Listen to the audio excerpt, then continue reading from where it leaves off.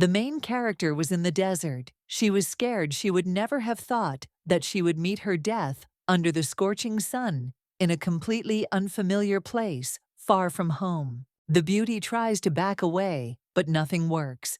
The man standing opposite pointed a blade at her. He asked if there was anything to say in the end. Her whole body tensed up. The brunette closed her eyes, hoping that she would now wake up in her warm bed at home, where everything was good. She thought that what was happening was unfair. There was an empire called Cromwell, which was nicknamed the ruler of the North. In that place, the main character lived in luxury. She never dared to deny herself anything. The girl's home was a huge, wonderfully designed estate. She always wore beautiful dresses and dazzling jewelry, despite everything available. The lady never cared about all this. The brunette had her own dreams, which were a little different from the simple ones. Most of all, the heroine wanted to explore the world in which she was born. The beauty never sat at home. Her desire constantly moved forward, every time discovering a new location. The girl realized that her soul was trembling again. The travels began spontaneously, and after only her first trip, the woman managed to visit everywhere from the prehistoric places of the north to the fen settlements in Siberia. The main character gradually moved from one city to another without noticing it. She visited all parts of the northern continent. There was the southern part of the empire left. The brunette thought it necessary to go there too. She set off to cross the desert to get to Kratia, one of the countries. It seemed that dreams would come true, because there were not many places left after which a lady could proudly consider that she had traveled around the world.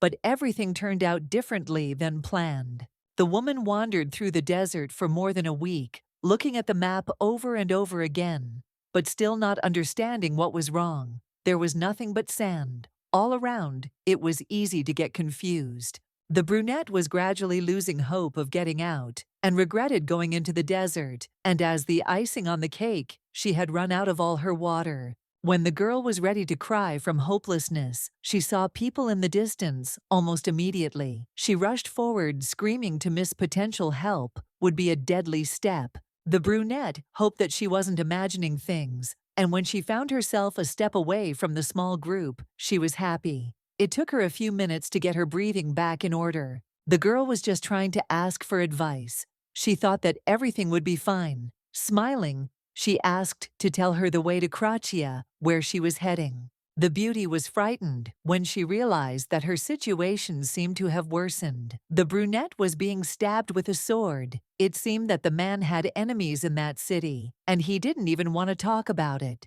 The blonde asked if the stranger had anything to say. For the last time, she didn't even have time to open her mouth, still thinking that what was happening was unfair.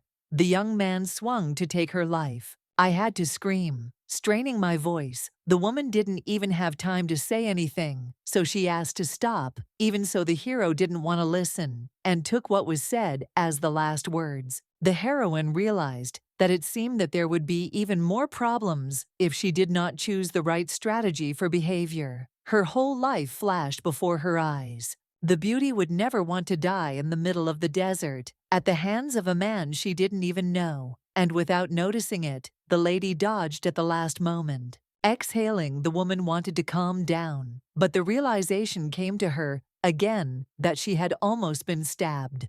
A loud voice began to scream, accusing the young man of deciding to swing the sword without warning. The brunette didn't see any logic in what was happening. The blonde raised an eyebrow. He didn't think that there needed to be any rules for killing people. As far as he knew, one person always survives, and the other dies. To answer the words, the main character concentrated on the man's eyes. She had never seen such bright pupils before. They reminded her of the scorching summer sun. The blonde distracted her from her thoughts. For some reason, he began to approach. She had to shrink from fear because the unpredictable stranger could try to kill her again. Bending over, the hero stared at the beauty. A deathly silence fell, and his palm touched her chin. The girl blushed, thinking that her appearance had an effect on the young man. The man exhaled, letting out a light laugh and noticing that the woman was definitely not a beauty. The heroine immediately realized that she was overwhelmed by a wave of anger at the young man standing in front of her. The stranger wanted to kill the girl immediately, but something made him change his mind. Grinning, he offered to thank her for saving her life. It seemed that everything was over. The heroine thought that she had died, but opening her eyes, she felt that she was very hot. She did not quite understand where she was, and this made her even more confused. The girl was very thirsty. A guard entered the room and poured a bucket of liquid on her head. His voice was caustic, full of mockery. Soon the lady would have to say thank you. She would not last long under the scorching sun.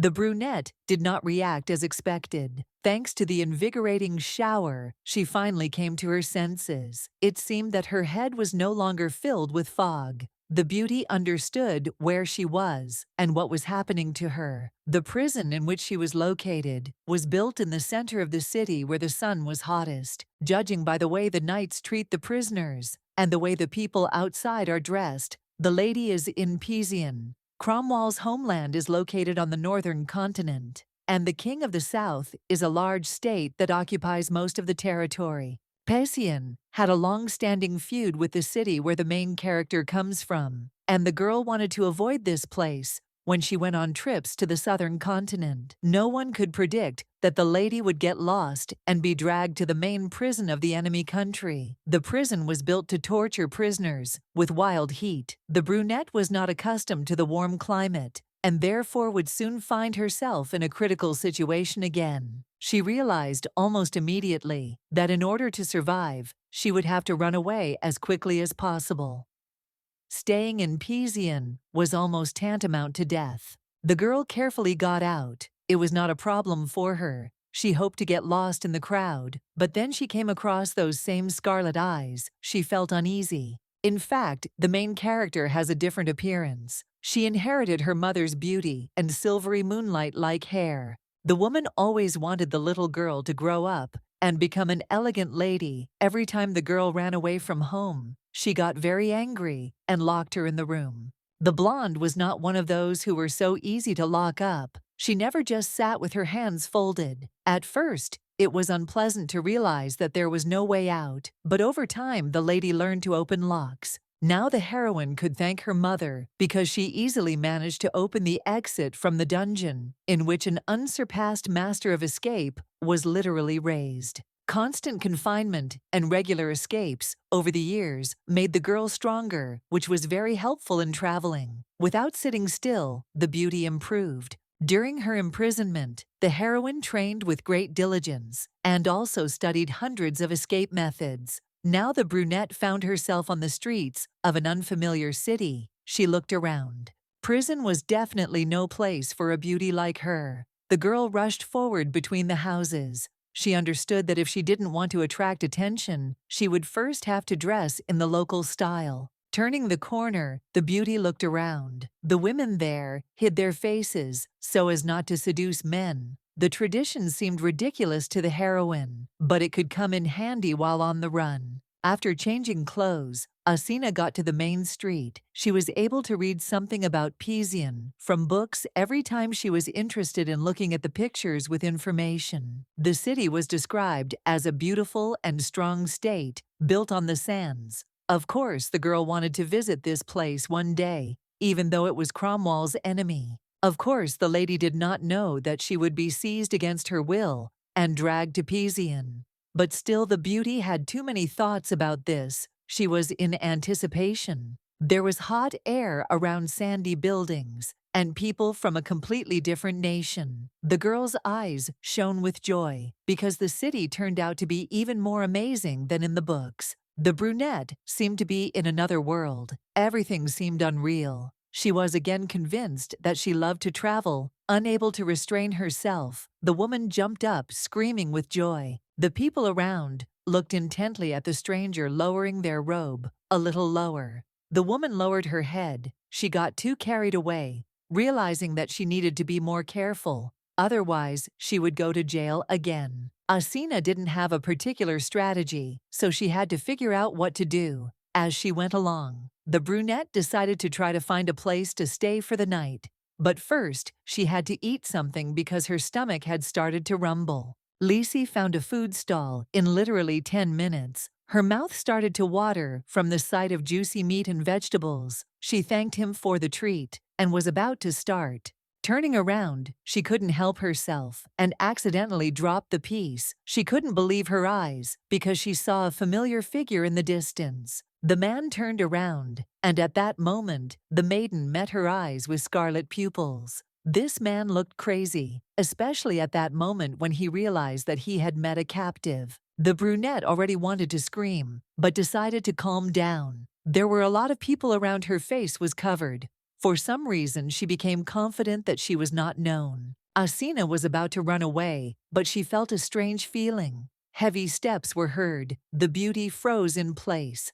Her legs turned to stone. A few moments later, a blond man appeared next to Develden. The woman realized that she was finished only when she again met the mad gaze directed straight at her. The young man grabbed the lady by the waist, pulling her closer to him. He noticed that the girl had escaped from the cell, just like a rat deciding to deceive. The blonde sternly ordered her to tell how Asina managed to escape. The woman swallowed the lump in her throat and was about to answer something, but she was interrupted. A loud scream was heard. Several men appeared behind them, and the heroine was handed over to them. Sihad declared that he was going back. He had nothing more to do in the city center. Before leaving, the young man again warned the stranger that she had better not anger him. The thoughts in her head were mixed up. The girl did not understand what they were going to do with her. The maiden hoped that she would not be killed, but in the end, no one gave any guarantees. The body was dragged towards a castle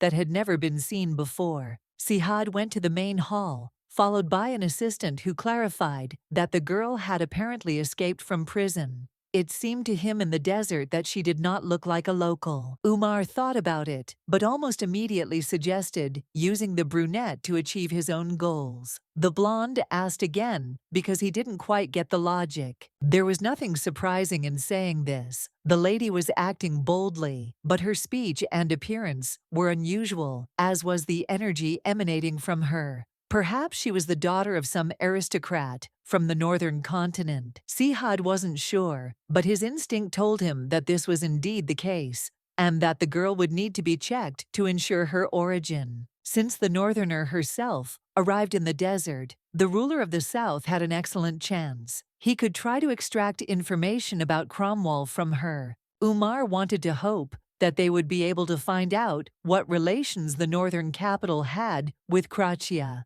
Sihad smiled. He nodded because some brilliant idea came to his mind. The young man smiled, as if he had been nurturing the idea in his head for a long time. He was going to send that woman to his harem, and this was the best option for him. At the castle, Milady was met by a maid. She politely asked to follow her. Asina did not understand, but still nodded in agreement. On the way to the room, she looked around, trying to find a clue about what kind of place this was. Inside the room, the lady was met by 3 more women, who obligingly bowed their heads as soon as they saw the lady. One of them immediately grabbed Develden by the clothes and pulled her towards herself. The brunette screamed to be left alone, but it seemed the maids didn't care much about the objections. 5 minutes later, the clothes like the bag were lying on the floor, and the beauty was being dragged forward. Asina was pushed into a huge bathtub, which was in a separate room. Her face twisted because she had not received any warnings about what would happen. Still, the heroine could not complain. After all, she was initially grabbed and dragged by force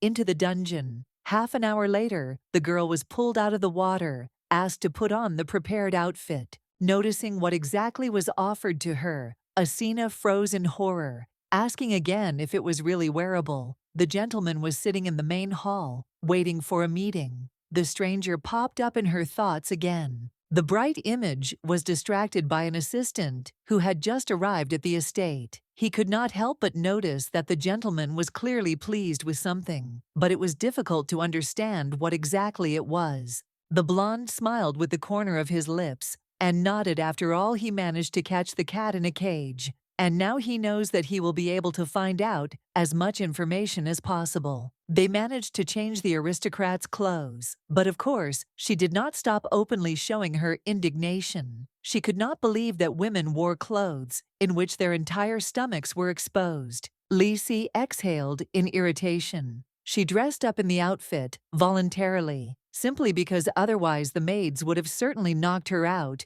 and then done everything against her will. The situation was not easy, but it progressively worsened when the woman realized that she did not have her things with her. Her bag was stolen along with old clothes and left in another room. In a split second, regrets came to mind. In the bag, there remained a map money, other things for the road, and even portraits of the handsome men from Cromwell, which she treasured so much. The worst thing is that the lady's diary was left in the bag. She understood that without it, she would not be able to do anything only with the help of papers. In the book, could the lady usually confirm her identity while traveling? The brunette wanted to cry. She did not understand how she was supposed to find her things in the huge castle. The only joy was that the most important item remained on her. There were enchanted earrings in her ears. With the help of the decoration, the scarlet eyes and silver hair were dyed in brown tones. Thanks to the earrings, the woman could travel without revealing her identity. The lady was distracted from her thoughts. One of the maids led the lady forward along the corridor, pointing to a beautiful door that hid the unknown behind it. Asina felt dizzy. She certainly didn't like what was happening. There were too many doubts inside. The stranger was going to lead the aristocrat further and further. 5 minutes later, Milady found herself in a beautiful room. The assistant helpfully pointed to the bed and described all the objects, declaring that these were new chambers. The brunette was now a member of the harem.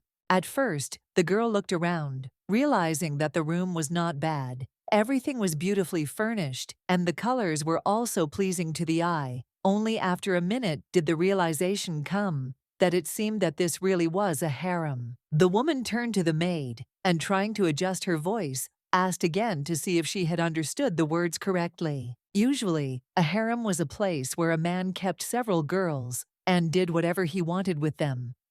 In the south, this was a common practice. Asina couldn't bear the news. She sank to the floor in horror. Her travels had led to a dead end. Now it seemed the fear would only grow. Covering her ears with her hands, the brunette wanted to scream. She was shoved into an unfamiliar place, and if you compare, she thought that it would be better to stay in that dungeon in the middle of the city. The realization immediately came to mind. That person with scarlet eyes was probably the one who arranged something like this. While the mistress was complaining, the maid asked to get up, arguing that the floor was still cold. The stranger couldn't understand how Asina could be sad. Joining a harem was a great honor, but it seemed to her that, on the contrary, there was a reason for joy. The brunette finally lost her temper and started screaming. A man should only have one girlfriend. The aristocrat was dragged to a place where a young man is having fun with several at once. That's not an honor. The beauty did not agree. She was incredibly happy to become Seahead's toy. De Velden clenched her teeth. Arguing was still useless. It was like talking to a wall. Exhaling, Asina nevertheless thanked Lamisha. Sitting down on the bed, before going into her thoughts, she asked why the room was so quiet. The brunette tried to explain quickly enough. There was only one Ira in the harem, and Lisi became her, the beauty. Quietly asked again. The words seemed unreal to her. Sihad still had no intention of visiting the ladies' chambers. He was sitting in the main hall when the ruler of Dirhan arrived. The gentleman ordered in a cold voice to let the man in. Jalil bowed his head as soon as he entered. It was an honor for him to meet Rakun. The blonde did not react right away. He waited for more words to follow, but this did not happen. The first thing the young man asks is what brought the great ruler to his monastery. He says that he heard about Sihad's return from the holy oasis of Ishmael in good health and came to greet him. News reached him that a woman had been brought into the harem. He knew that in ancient times, even slaves were accepted into the harem, but he had also heard that the origin of the maiden was unknown. The old man puts moral pressure on him.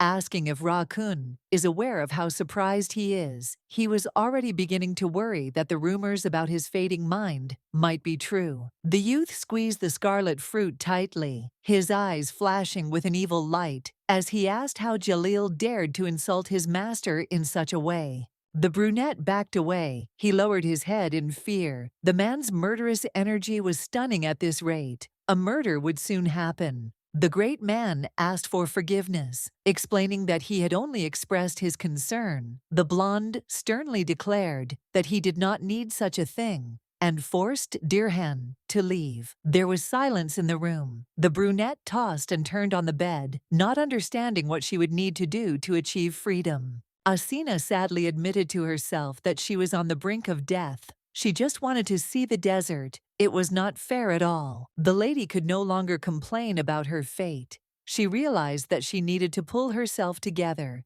Simply sitting on her hands was not her thing. The northerner knew that she had to choose the best path to get out, because she could not become the wife of some peasant. The girl remembers her grand escape from the Fen prison. Then she didn't even bat an eyelid. There were terrible guards there. From such an open place as the estate in Pizian, the heroine should be able to get out without difficulty. But not everything is so smooth. The lady lost her things. The girl was not stupid, so she understood that even if she managed to escape, she would not survive without her bag.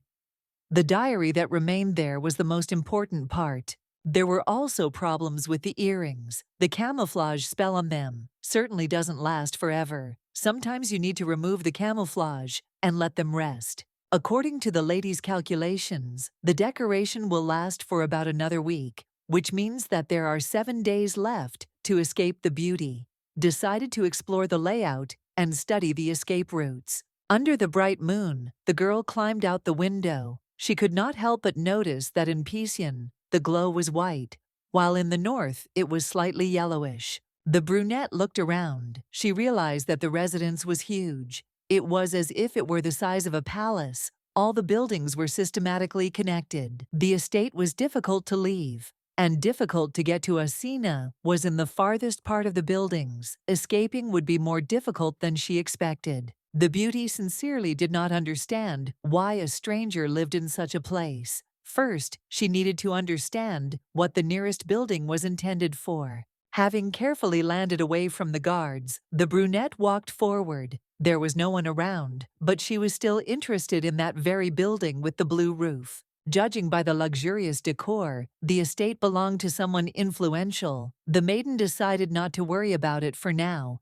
and went to check the garden. Of course, it was lucky that the lady managed to stop in time so that she wouldn't be noticed. There was someone in the pond, which was not that far away. Peering out from behind the bushes, Asina wondered what the young man was doing so late at night, all alone. She didn't immediately understand who was standing there. Her eyes widened in horror when the beauty realized that the mentally ill man who had fished her out of the desert was in the water. The girl tried to restrain herself from screaming. The girl didn't want to be seen. She carefully turned over and crawled away. The fear still lodged in her head and wouldn't go away. It seemed to the beauty that she would soon run away, but then a menacing voice was heard, and the blonde noticed that the stranger was really behaving like a rat. It was not possible to explain, because the young man threw the woman straight into the water, showing that for now only he had the leading positions. He wanted to know why she was constantly spying on people, as if she were a spy. The brunette decided to attack, first asking who Sihad was. He was the one who stole the girl. Grinning, the stranger said that, in Pizian, he can do whatever he wants. The woman did not believe it, so she answered with the same energy. She assumed that in front of her was God or a ruler, but she certainly did not expect to hear that the blonde was the king of the state. The man thought that he would finally be listened to, so he introduced himself as Sihad Zain Behdad. The girl's voice began to tremble, because in front of her was the living god Pizian. The acquaintance was pleased that the lady knew the meaning of the word Ra-kun. Without giving the heroine time to come to her senses, Behdad grabbed her in his arms and threw her over his shoulder, and immediately the lady's squeals could be heard, demanding that she be lowered to the ground. Waving her arms, she asked how one could treat such a beautiful creature so rudely. She did not understand where Ra-kun was dragging her. The young man threw the woman onto a bed in a closed room and began interrogating her, asking if the lady was a spy for Cromwell. The girl understood that now her task was to prove at any cost that she was pure, as were her intentions. She explained that, although she came from the northern continent, she was not a spy.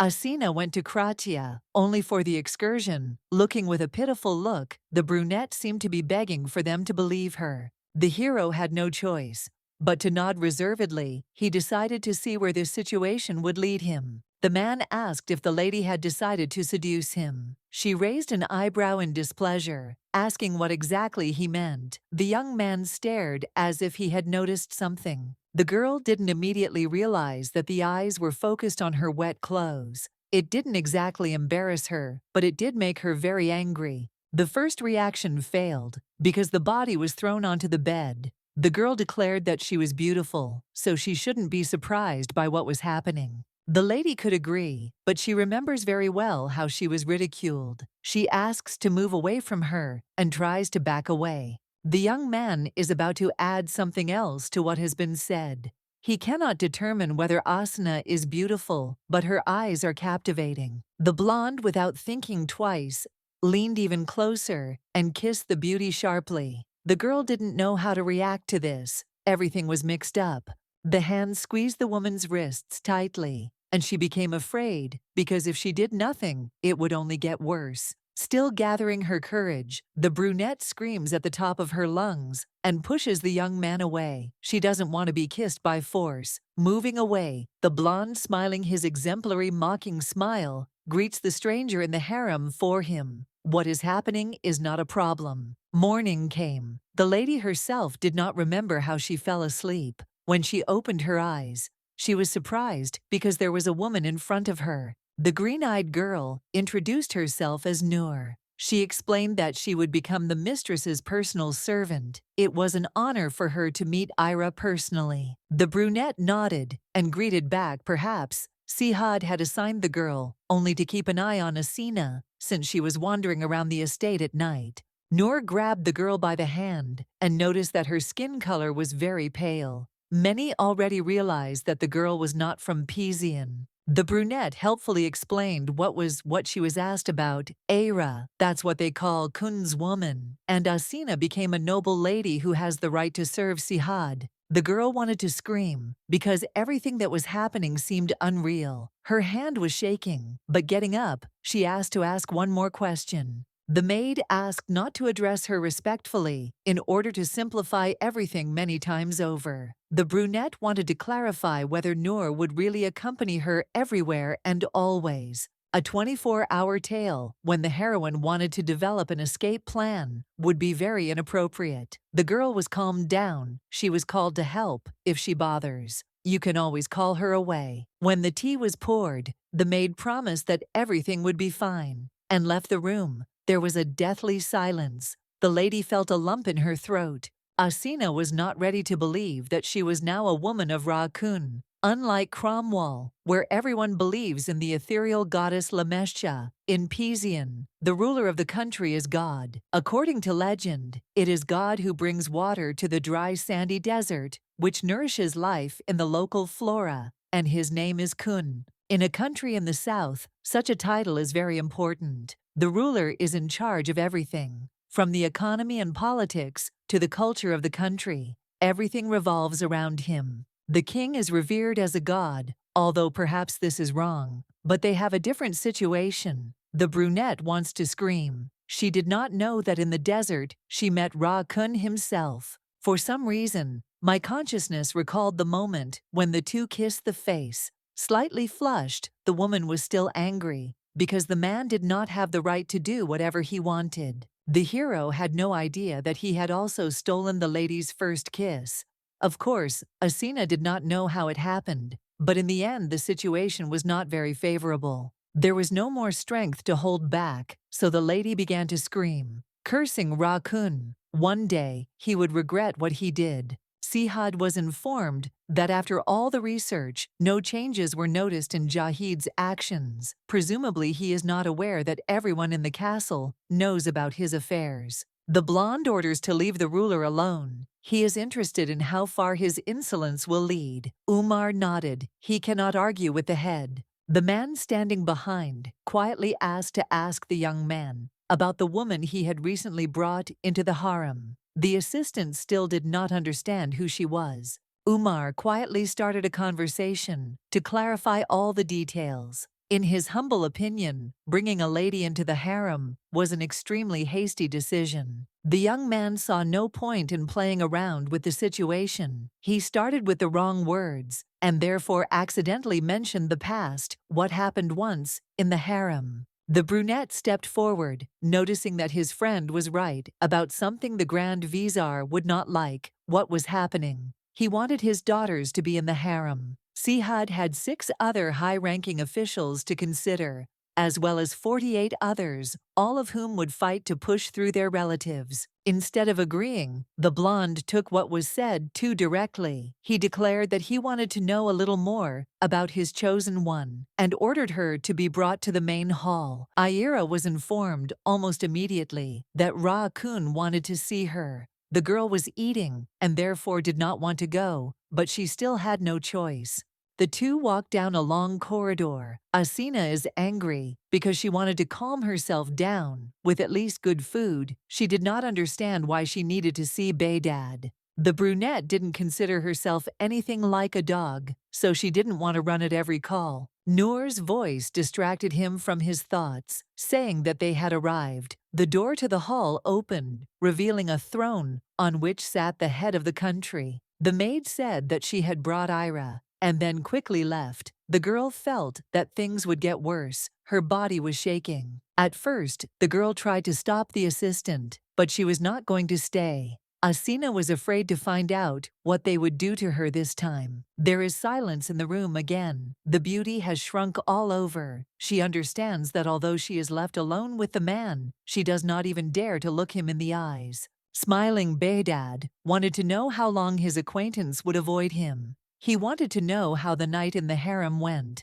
For the northerner, it all looked like a cruel game, but she was not going to give up either. She said that she did not avoid his gaze, but simply prepared herself mentally. Smiling as widely as she could, the brunette explained that her night had been amazing. And to clarify, she also asked Ra-kun a question in return. The man nodded. If the girl liked everything in the harem so much, he would gladly allow her to stay there forever without going home. The king asked the lady what she thought about what he said. Trying to contain her anger, the girl laughed slightly to ease the situation. No matter how tempting the offer was, the lady understood that she would have to refuse. The blonde noticed that although the brunette had behaved like a wild cat the previous night, she had become unusually calm. I wanted to know what Asina was planning. Nazir's words made sense. What he said not long ago was reflected on the other side of consciousness. The man leaned over and asked in an angry voice why the lady had gone to Kratia, and she repeated in fear that she wanted to see the sights. Her eyes glow with a fierce light. When the king orders her to be silent, he does not want to hear about excursions. Therefore, if he hears it even once more, he will shut her mouth forever. Every time Sihad looks like that, the girl feels like she is in an open palm, and she feels uneasy every time. Among the chaos of feelings, one thing emerges. Intuition tells her that she needs to run away from this person, preferably as far as possible. The heroine will try to justify herself so that they will at least let her into the room. Before this, the maiden had heard that there were wonderful dates in Kratia. She also wanted to see what kind of houses there were in the desert. She wanted to study them as best she could. The brunette had a lot of excuses in stock, but when they actually demanded something from her, she couldn't remember anything. The man asks if it's true that the lady crossed the border just for houses and food. No one in the world would have acted the same way as Asina. She did not know that she would end up in the desert of death. What was said made her a little embarrassed. Ra-kun was interrupted by an assistant who announced that the royal secretary had arrived. The brunette turned and noticed the man she had met earlier. The young man with bright blue hair was in the city center when the lady was seized and dragged to the harem. She was happy because she realized that she would be saved. The blonde was very angry. The assistant quietly asked if he should leave initially. Sihad himself called him, but perhaps his opinion changed. The red-eyed man waved him off, and instead of driving him away, he introduced Nazir to his Ira. Turning around, he pointed at the girl and decided to ask her name. She realized that it took the gentleman too long to get around to asking basic information. The servant smiled and greeted the lady. He noticed that at first, he did not recognize her in such a new outfit in the southern style. The hero noticed that the lady still looked great, which meant that Ra-kun must be pleased with this transformation. Asina smiled dazzlingly in response, declaring that everything was logical because she was the most beautiful on the planet. Umar exhaled. He was surprised that the maiden was still able to speak like that in the situation she found herself in. Sihad began to be irritated by behavior that he would never have liked. He ordered the lady to be taken away again, wishing to be left alone. Before leading the girl, Nazir nodded. Before that, the king mentioned that it seemed the woman was afraid of him because she did not answer any questions, remaining as closed as possible. The beauty was not someone who could be simply intimidated by conversation. The young man understood that he had to come up with something more interesting. Umar was asked to extract information from the lady, at least bits, in order to put together a picture and understand who she really was. When Amina was taken to the room, she was asked to sit down, and before entering, a cape was thrown over her face, as these are the rules for being around men. The young man sat down to write something he remembered. The mention that the girl was not from Cromwell. He wanted to know where she came from what city. Without a second thought, the lady quickly named the city she was from, Sigrin, a tiny kingdom on the southeastern border of Cromwell. Nazir had no idea something so small existed, but nodded. The maiden decided to ask about the Desert of Death, as is known. Many travelers died in those sands, and many exiled clans died in Jared. Blueeyed continued, "There are rumors that the desert is cursed." The young man realized that the lady is skilled, so he decided to test her, asking if she knew that Kratia and Pizian were feuding. The girl pretended that she was not informed. She knew that Kratia was taken over by people who were against the founding of the southern city, but that was all. Relations between the countries are extremely tense. News about the situation in the south reaches the north with some delay. The woman finally understood why she was taken for a criminal. The girl regrets that in the desert, she asked King Pizian for directions. She escaped from prison, which made the guards even more wary. Perhaps it was simply worth saying thank you for the fact that the lady was simply thrown behind bars and not killed immediately on sight. Umar wanted to ask one more question. The young man did not understand why the heroine went through the desert, although all the northerners heading to Kratia go by a different route. The northerner was offered to go another way, but she refused. Nazir smiled. He became even more interested because Ira preferred the option that could cost her life. The man wasn't sure if the brunette was lying, but he could tell for sure if the girl's reason for sneaking into the desert was true. The lady began to explain that on the northern continent, the mountains change color every season, and there are carpets of green fields, but they do not have sandy oceans. Nazir was born in Pizian and grew up in the desert, so he never thought about it. He quietly asked what the lady thought when she saw her dream. Nodding, the brunette stated that the desert in reality was even more mesmerizing than it seemed. It seemed so magnificent that the heroine didn't even mind melting under the scorching sun. The princess was surprised when she learned that such a beautiful place was called the Desert of Death. Umar realized that the woman was not lying. This time she was telling the truth. It seems to him that the girl is the only one in the world who could call the sands of death beautiful. Her eyes glow with joy. The man did not arrive empty-handed. He held out the bag asking if the lady recognized this thing. She quietly gasped because she remembered her things inside. Sihad personally examined all the items, and now they are ready to return. Everything that does not arouse suspicion. Those that seemed questionable will remain with the master. The lady exhaled. There is nothing to worry about. The diary is the most important item, but it has protective spells, so the thing will be safe. Umar reported that the check was over. The servant would see Ira often since they now lived in the same residence. The beauty didn't want to arouse suspicion, so she nodded. It would be nice. It was difficult for a lady to stay in one place,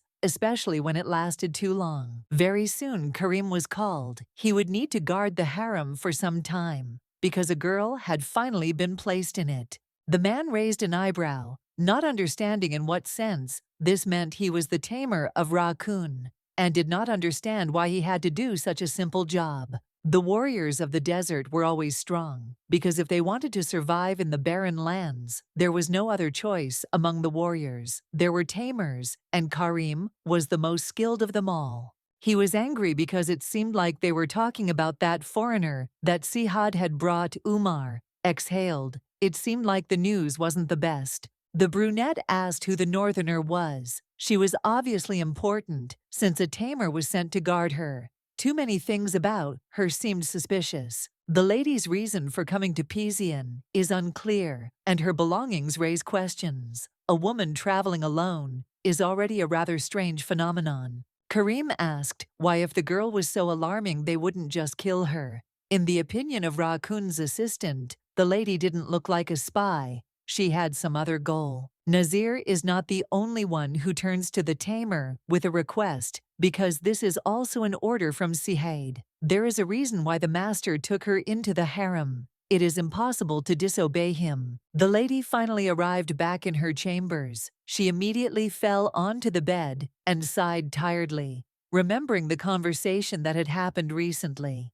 Nazir seemed good, but the interesting thing is whether the man believed the heroine's words. The brunette realized that even though she had told the truth about being a traveler, things could have turned out differently. Given her recent antics, she wouldn't be surprised if she was still perceived as a spy. Cromwell and Krasia are allies, and both states are enemies of Pizian. The girl realized that she was in a very precarious position. If the heroine's identity is revealed after she admitted that she is heading to Krasia, the family could be in big trouble, as well as the entire country. Overall, it wasn't all that bad. The lady understood that her parents wouldn't fall apart because of some conflict, but still there were concerns. The father always supported his daughter's zeal for travel, and the mother, although strict, loves the little girl very much. They don't need any extra problems. Asina was completely immersed in her thoughts until Noor's voice was heard. The maid said that the tamer had arrived, who would be the guard. The woman seemed to remember that the man was Raccoon's bodyguard, so she was surprised when the young man quickly entered the room. His steps were confident. Approaching the bed, the brunette looked angrily at the girl. He wanted to ask why a worthless person like her ended up in the harem. Noor, standing near the entrance, watched. She expected such a reaction from the lady, so she was not surprised. Foreigners are rarely greeted with open arms. In the situation that had arisen, the heroine decided to be as polite as possible. She greeted, asking for forgiveness for not having time to cover her face. The princess has not yet had time to get used to the local etiquette, but most likely everything will be better very soon. Karim examined the body of the beauty. He was told that she had escaped from prison. It seemed that she should have been more strongly built. He was amazed that a frail girl had escaped from Jahannam. The brunette realized that he had made a mistake. He shouldn't have looked so intently at the young woman. He apologized for being rude and introduced himself. Smiling warmly again, the lady nodded. She would like to be called by her first name and not Ira, as was proper. The young man did not answer, but changed the subject. He was going to constantly stand guard behind the walls of the harem, and if anything was needed, he could be called. The beauty nodded, but as soon as the door closed, she drooped. She already had Noor, but now Sihad added another overseer. The hopes for a simple escape were gradually fading. Her soul was uneasy, so the lady decided to go for a walk. She also needed to see the location of the nearest buildings. A familiar voice was heard from behind, asking how far the lady was going. Turning around, the brunette met Scarlet eyes. Devilden had no doubt that this particular person would be there. She didn't want to see him, but that's exactly how it turned out. The brunette stepped back, asking him to stop looking at her like that. Now the lady knows that she looks suspicious, but it's already clear to her that she won't be able to distance herself from this. The man doesn't understand why he needs a reason to come to his own harem. The girl explained that she meant something else. Chuckling, the blonde said that he wanted to see the lady. The woman began to stutter, asking if Rakun's head was baked. You can't get bored with a woman even for a minute. Usually only two emotions are visible in the eyes of those who look at the gentleman. The woman does not feel either fear or awe. The way the maiden looks without a drop of doubt is perhaps even striking. Lowering the strand of hair that the young man held in his hands, he asked if Era was comfortable in the harem. The stranger intrigues the guy. He came closer, putting his hand on the beauty's chin. Perhaps she would like to leave, but such an opportunity was not presented. Stepping back, the lady asked how long Rakun would stand over her. She still felt uncomfortable. There were many thoughts in her head, but the main thing was that she wanted to run away. The man had long since realized that Asina was uncomfortable, simply because he was the one next to her, because he was a woman, or because of what had happened between them not long ago. That day, the young man was simply testing the girl, so he kissed her. But it seemed she had no experience in relationships at all. The girl quietly said that if she had known who was in front of her, she would not have asked for directions back then in the desert. The blonde recalled how the picture looked from the outside. A woman moving the desert of death asked how to go to an enemy state. This was alarming. The hero was interested in something else. He does not understand how the stranger managed to get out of Jahannam. It is rare to escape from there. The traveler will not be able to say that the escape was also a coincidence, because this time the situation is completely different. The locks were very simple, but in order to tell the truth, the woman stated that the door was open. Rakun warned that next time it would be better to think about the consequences before spouting nonsense. The beauty did not understand what she needed to do to see freedom again. The blonde asked her to prove her innocence, then he would grant her the right to choose. The brunette thought about the conversation. While Noor helped her get ready, she didn't understand how to find evidence. It would be much easier to just run away. After the conversation, the king went with the woman and spent the whole night in the harem. The girl could not close her eyes because of the situation that reigned there. The girl went for a walk. She finally realized that her chambers were located around the royal palace. Noor was silent the whole time until she was asked a question. Lysaea did not understand why the harem was so big. As a rule, only Kuna women should live there. The maid explained everything. The palace harem is a home, not only for those loved by the master, but also for little girls left without a family. That's why the place is so spacious. The maiden was afraid that the ruler made the beauties his concubines when they grew up. Such cases also happened, but usually the king married them off to high-ranking officials of Pizian. There are 6 great Taurus rites and 48 heads in the state. Kun gives them the order to marry women from his harem in order to prevent the strengthening of their power through external marriage. Asina asked if there was a person she should be wary of. The most dangerous person was already holding a grudge against her, but if possible, she would not like to annoy anyone else. Noor thought for a second after Sihaid. The most influential character is the Grand Vizier. His name is Gedik. The old man always came once every 100 years, asking for forgiveness for his behavior and declaring that it was only because he had a lot of work to do. This time the man suggested throwing a feast in honor of the master's return. A pilgrimage to the holy oasis of Ismail is an extremely risky undertaking after all. Whenever Kun leaves the people of Pizian, begin a fast in hopes of his safe return, praying that he will not encounter danger in the desert and leave the country forever. As soon as the master returns back, a week-long feast is held in his honor so that the people rejoice, and the beloved god always gives his approval for this. With his scarlet eyes sparkling, the young man asks if there are any other reasons to have a joyful feast. Gedik assured that he was not looking for any other excuses, not to continue the meaningless conversation. The young man thanked him. He would look forward to the next feast.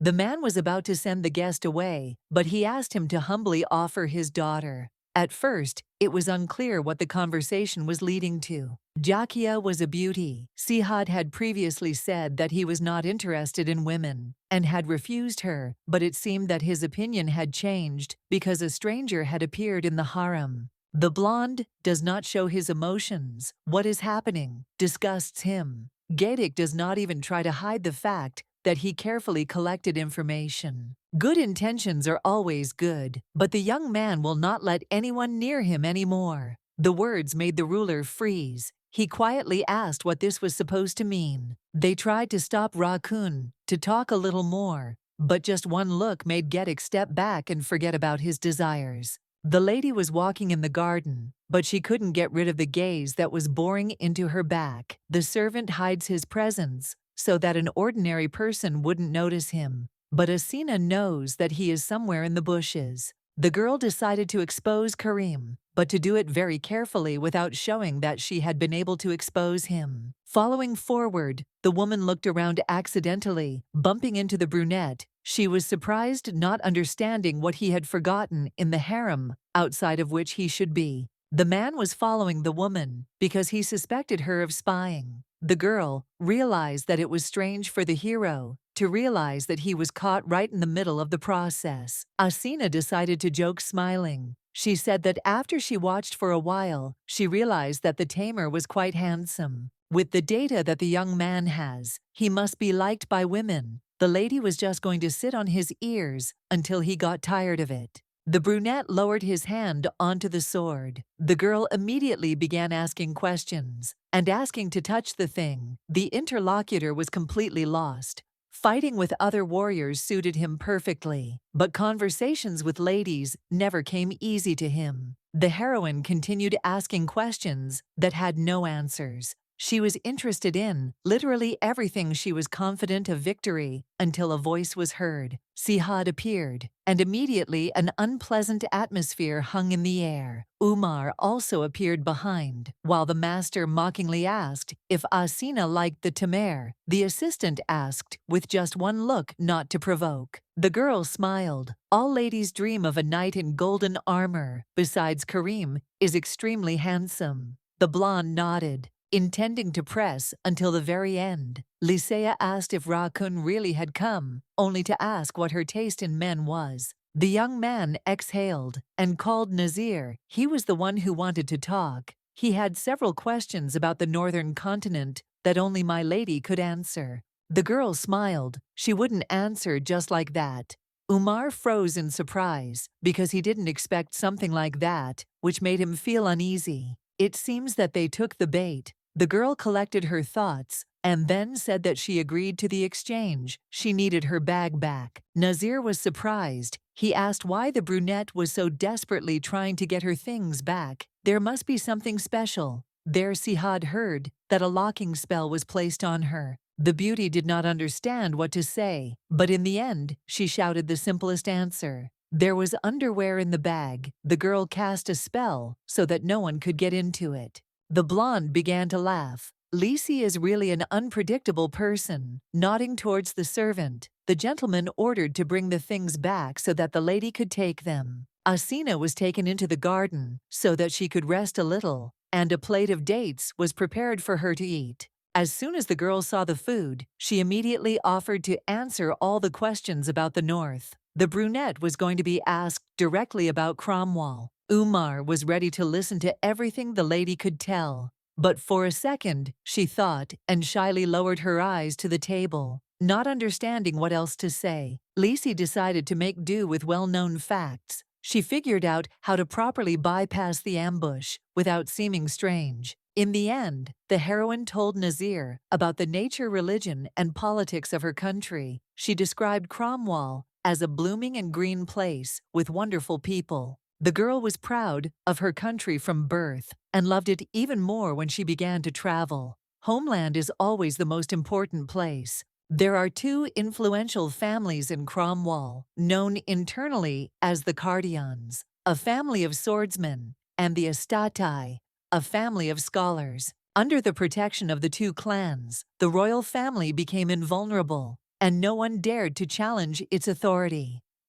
The state policy is in a particularly stable position. Throughout the history of the empire, there was not a single uprising. Nazir listened to the end and nodded, because he received a lot of fascinating information. The man smiled in his opinion. The lady knew too much. The girl began to smile nervously and make excuses. She was sure that any northerner she met would have told the guy the same thing. Umar turned away, but he couldn't say anything else. The young man hoped that next time he would be told even more information. The young man explained quite normally, but the woman was indignant because she wanted to take her bag back, and they promised to return the things as soon as all the questions were answered. When night fell, Lisi went outside looking at the moon. She understood that she was back to where she started.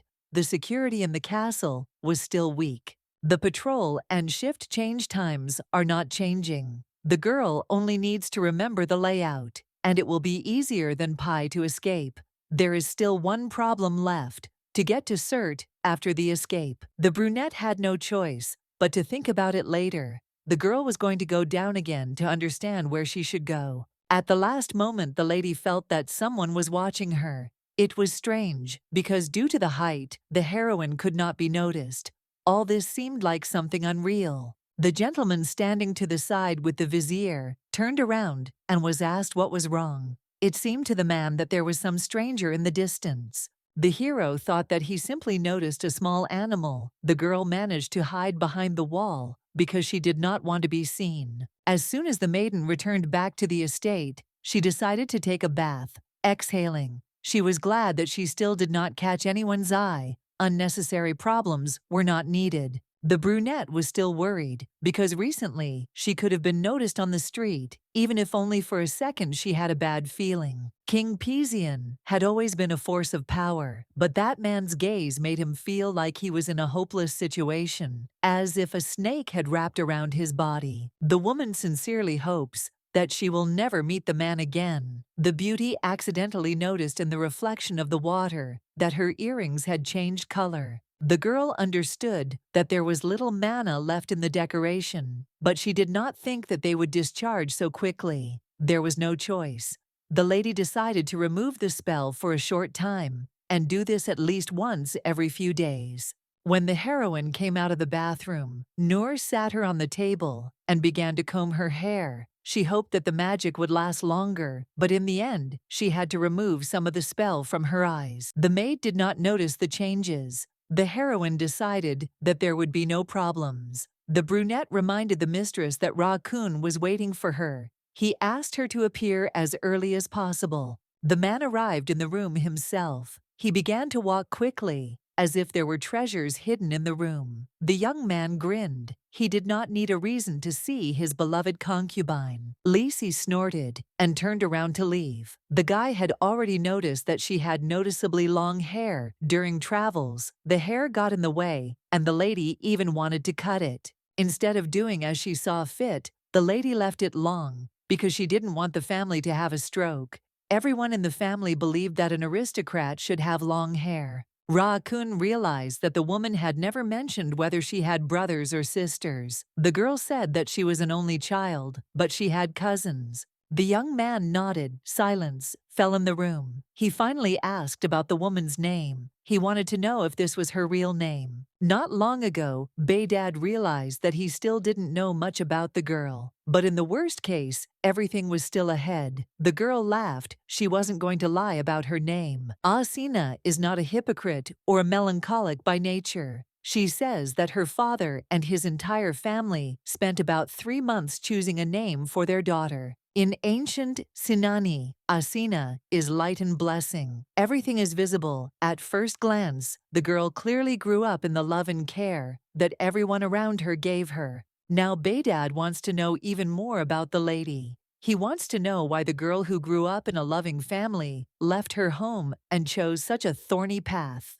The girl pushed the man's hand away and exhaled with a bit of discontent. She didn't understand why the gentleman always sat at home. The young man asked again. Only after that it became clear that apparently the address was too insolent for a king. The girl decided to clarify how to address the gentleman correctly. Sihad seemed the most appropriate, but she did not understand what it meant. Sihad is the name of God. Asina would like to understand what is the correct name. The real name is Behdad, but this is also incorrect. So the lady asks if she can call him Behi. The blonde smiled. He thought that this address sounded very good. The brunette froze, because it was the first time she saw something so wonderful. Coming to her senses, Asina turned away, not understanding where Behi had so many questions from Ra-kun, had more important things to do than interrogate his concubine. The young man remained unperturbed, thinking that the thing was that he liked the lady. The girl lowered her head. She did not believe that it was true. He was talking about something that could not be.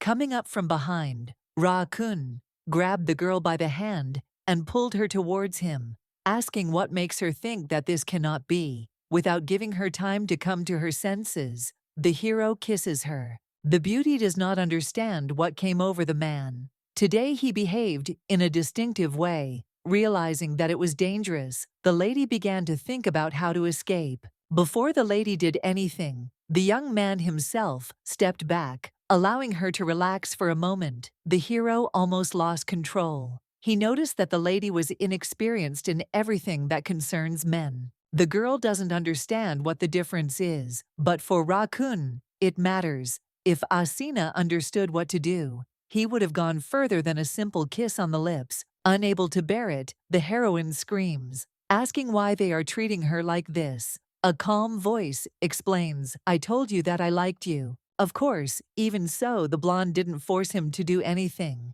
and even pretended not to notice how the color of his eyes had changed. The girl turned away in panic, but someone grabbed her by the chin. It seemed to her that the color had not changed so much, and that it would never be noticeable unless you looked closely. Asina walked away, as if not understanding what was happening. She needed to look in the mirror in her head. She tried to calm herself down, because maybe the young man was just checking her out. After a second's glance in the mirror, Lisi turned back, her voice filled with reproach, as she asked if the young man's eyesight was failing her, but she hadn't seen the difference. The hero was silent, but he himself understood that he could not help but notice the changes, because he always looks into the eyes. In the last few days, he realized that the woman tenses up every time he is near. It doesn't look like the lady is cheating, but at the same time, she is hiding a lot. The young man wants to allow himself to be led by her tricks, so he pretends that he was wrong. The hero decided to ask another question about why the lady was traveling. She never told him. The girl does not see the point in the question. The world in which she was born is beautiful. It would be stupid to sit in one place until the end of days. The blonde raised an eyebrow, a strange statement because before he had not even thought about leaving Pizian. The brunette understands that many consider her desires strange. She decided to change the subject and asked when Behi was going to leave. He continues to lie on the bed next to her. The girl doesn't know if she can fall asleep while the person she doesn't like is nearby. She's not going to explain, because in her opinion it's stupid. The blonde hugged Asina carefully. It was better to start falling asleep, otherwise they would have to continue where they had stopped not so long ago. In the morning, the girl felt terrible. In her opinion, it was like a new kind of torture because of the man she could not close her eyes. The girl prefers to walk at night when no one sees her. Asina needs to get ready. If she doesn't look around, she'll have to do it during the day. Otherwise, she'll never find a way out. When the preparations for the new day were completed, the girls went outside. The lady noticed that the people in the palace were fussing more than usual. Noor announced that everyone was preparing for a feast. It would be held in honor of Sihad's return, and a great festival would be held both in the palace and outside it for everyone to attend. The girl was happy. Life seemed to be getting better. The escape might be easier than she initially thought. Crowds of people would flock to the festival, and no one would notice that the lady was missing. In her head, the heroine had already made a rough plan. She would need to take her things and escape on the second day of the feast, and she would have to distract everyone who was watching. Noticing Karim in the distance, the lady waved her hand at him. The man, noticing the lady, was about to leave, but was stopped. The boy has been avoiding the girl since the last incident. She is a real thorn who constantly pesters him with her stupid questions. The heroine again decided to pester him until the man got tired of following her around. Her plan seemed ideal, even at first glance. Asina asked if Karim liked quiet and good women exhaling. The brunette asked why he was being asked such questions. The girl said that she was interested in him. Of course, the princess is occupied by the tamers, but by law, they should not even talk. A voice was heard from behind that agreed with Karim. The woman with red hair came up from behind to say that Ira really had no right to flirt with others. Sihad might find out the truth, and then she would be in trouble. Jakia heard that the man had returned, so she decided to greet him, but ended up running into his concubine. The beauty decided to introduce herself properly. She is the eldest daughter of the Grand Vizier, Gedik Ahmed.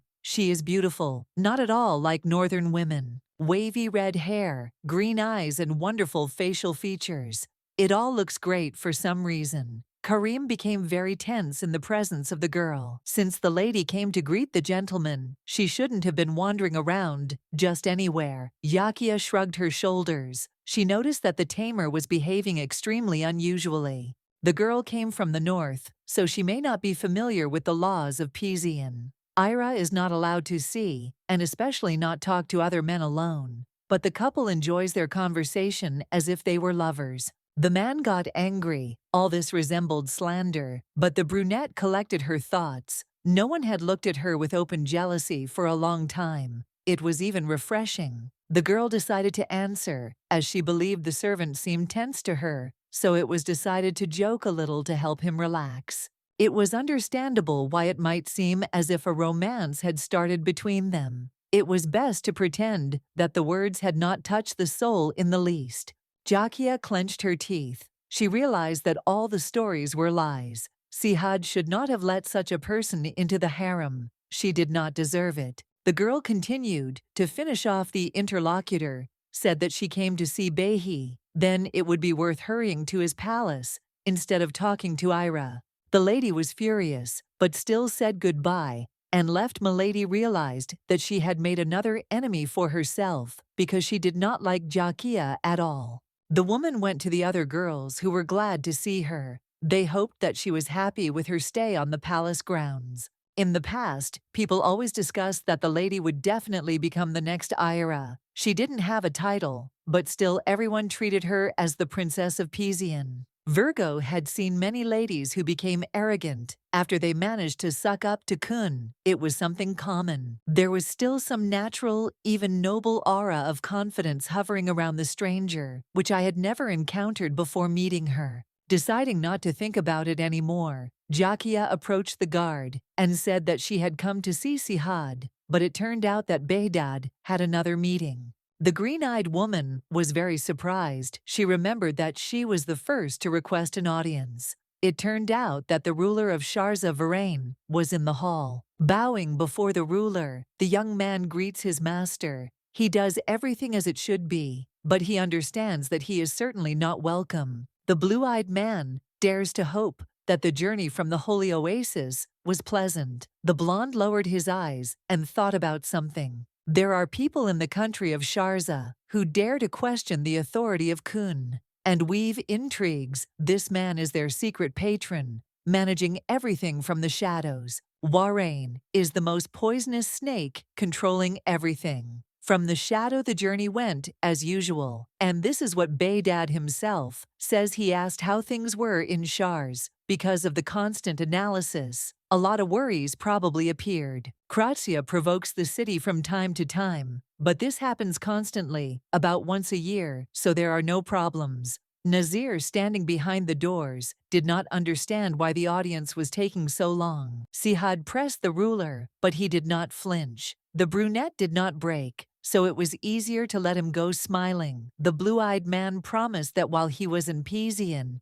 he would come more often. They tried to squeeze information out of the man for an hour, but he doesn't look tired. He is a true member of the famous Sahim family. Unlike the other heads, it is impossible to read him. When the young man came outside, he immediately greeted Nazir. He said that the conversation with the ruler went well. Despite the harsh pilgrimage, the hero was in good health. Blueeyed knows about the good news. Blueeyed finally has a woman. No one dares to speak out because the blonde is still young, but many were worried that his dynasty would come to an end. Umar nodded. In fact, he was disgusted because the young man was again talking nonsense. He knew perfectly well why Sihad closed his harem, but it didn't seem to bother him. Umar said that it was time for him to leave. Unfortunately, he couldn't do anything about it. The young man nodded. After all, the atmosphere was tense, even on the streets. Pizian was definitely not his city.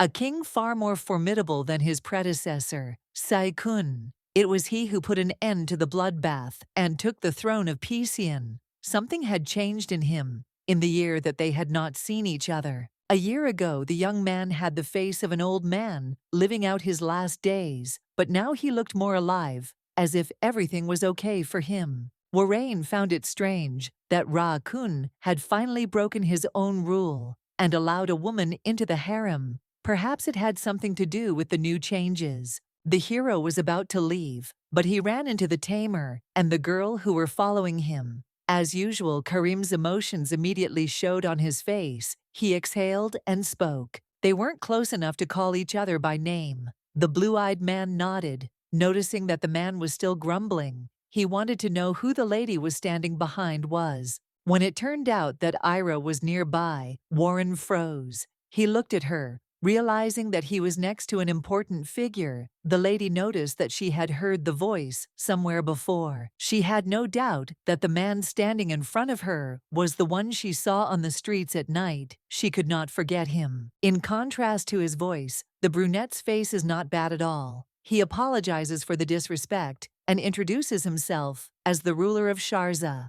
Something about the man makes the girl wary. She feels uncomfortable. She smiles, promising that she will forgive the rudeness, instead of assuring that everything is fine. Now the young man understands that Ra-Kun did not take a simple lady into his harem. She is not as submissive as the women in Pizian, but it seems that she has a noble upbringing. The girl studied the natural grace. Nodding, the brunette thanked her for her generosity. He understood what Sihad found in her. After these words, she wanted to know the details. The girl began to tell, as usual, a heartbreaking story about how in the desert, Blueeyed fell in love with her at first sight. She was extremely tired of being a beauty. The brunette froze in surprise because he didn't expect Sihal to fall in love with someone. A person who doesn't see anything or anyone around him couldn't experience bright feelings. Warren decided to play by the same rules. He asked if Ira found the Pizian palace a comfortable place for her. Everyone was very kind to her. The girl stated that the man was also extremely nice,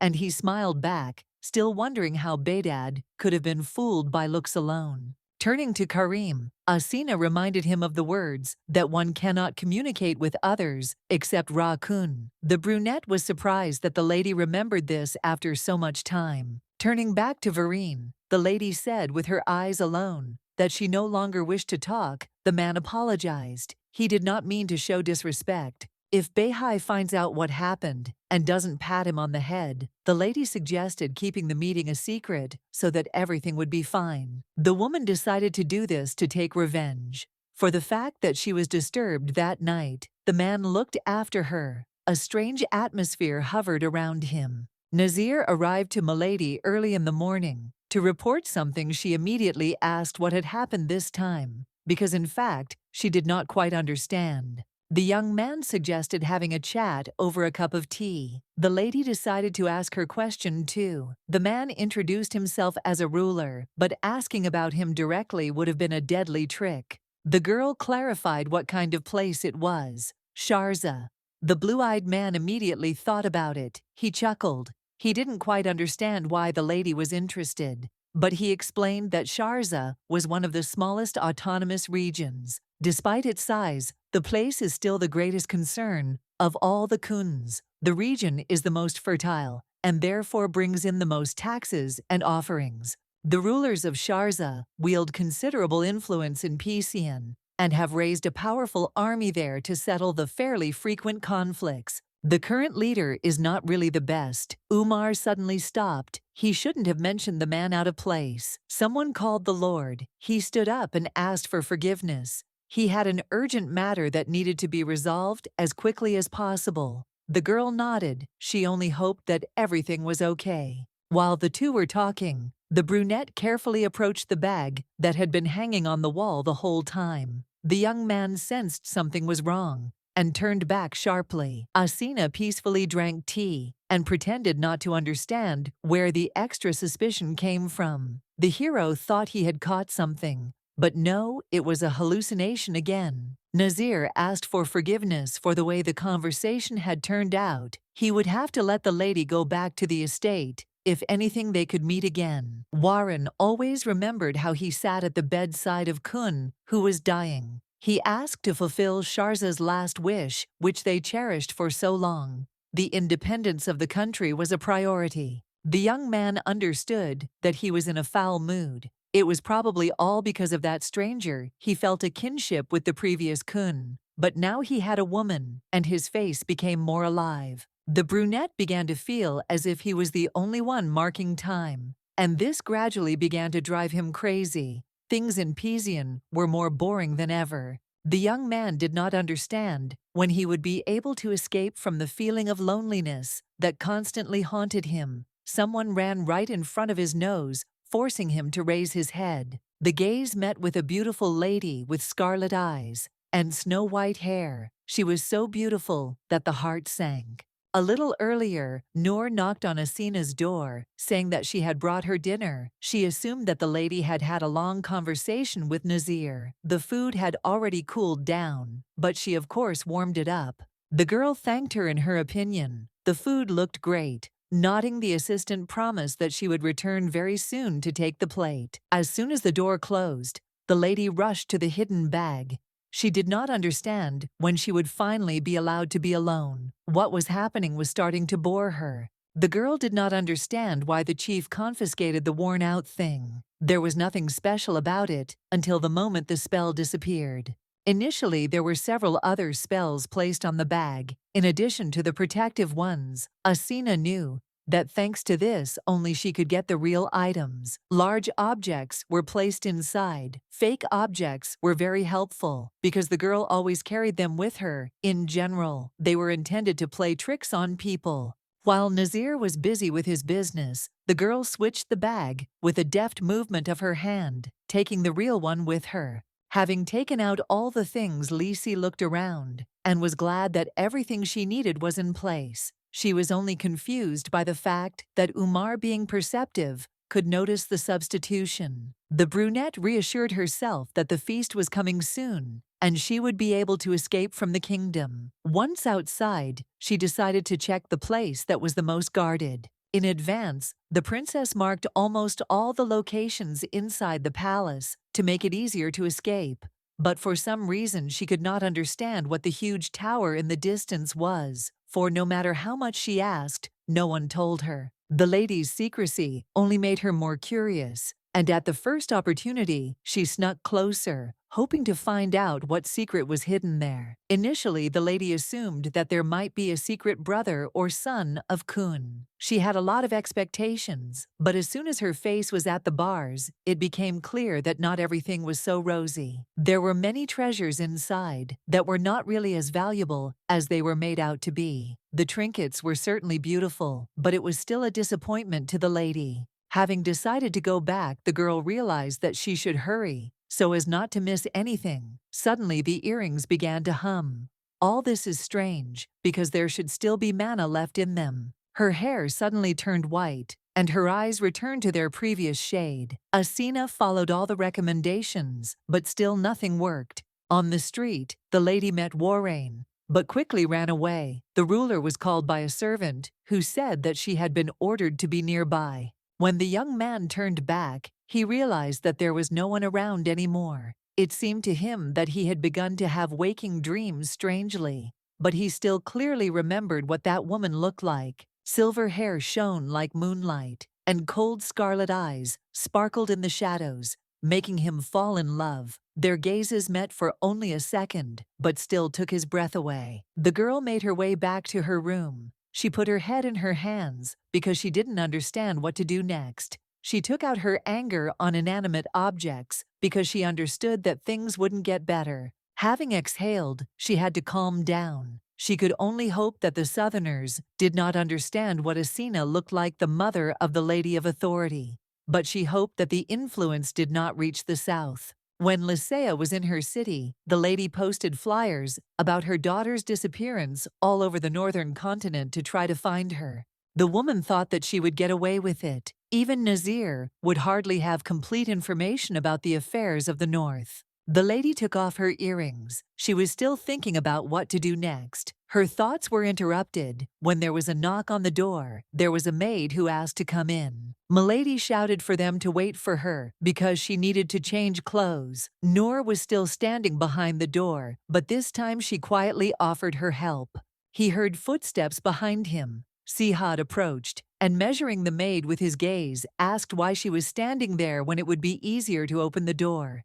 He needed to get inside. The lady simply had no other option. She put her earrings back on because she still hoped that something would change. A second later, the lady turned into her dark-haired form, and she immediately wanted to scream. The decoration was working fine, but decided to malfunction somehow. Ra-kun entered the room and immediately noticed that the woman was in a bad mood. The girl turned away, but then a hand touched her cheek and then her ear. The man suddenly decided to ask what kind of thing the heroine had on her ears. He had been looking closely for a long time and thought that the earrings were magical. It was impossible not to notice. The woman exhaled. There was no point in denying it. She would obviously have to wriggle out of it as best she could. She said that the earrings had protective magic. It only worked in fire and water. The brunette improvised and now hoped that she would still be able to fool Sihad. Silence hung in the room until the lady asked why they were looking at her so intently. Smiling slightly, the blonde said that he was watching how cute she was. Asina blushed. Everyone knew that he didn't think so. It was just a lie to confuse. A lady constantly calls herself a beauty, so she shouldn't act as if it's not true. She knows that, and how if she were truly loved, they would look at her with a different look. Many men fell in love with Lisi, and they all looked at her completely differently. The king calls the concubine Milove and says that he liked her, but her look says the opposite in her eyes. There is rather curiosity, as if there was a toy in front of him. The princess tried to decipher the look, but came to the conclusion that she had no idea what the man was thinking. The brunette wanted to know what they would do to her when curiosity subsided. Perhaps they would kill her. The blonde answered ambiguously, asking if the maiden was so dangerous that he should take her life. He smiled. For now she can live because she is still interesting. Sitting down on the bed, the young man patted the seat next to him. Still little was known about Asina. He would like to hear the full story of her life. The girl could have told about her travels, about where she had been, but looking with suspicion, she asked if Ra-kun really wanted to know such details. Baydad realized that if he wanted to know more, he would have to amuse the lady. Now he also began to understand why the chief kept only birds as pets. Sitting down next to him, the woman told him that she had managed to walk around the entire northern continent, visited all 10 significant places in Cromwell for her. This was the main achievement as a traveler. The hero nodded, but asked if it was dangerous to wander the continent alone. The lady might seem frail, but she knew that she was actually in excellent shape. At first the mood was good, but over time Asina mentioned the fact that she once almost died. It all started when she just started traveling to outstanding places. The girl found herself near ancient relics, Many said that secrets of the past were discovered in their depths for a long time. Nothing could be found,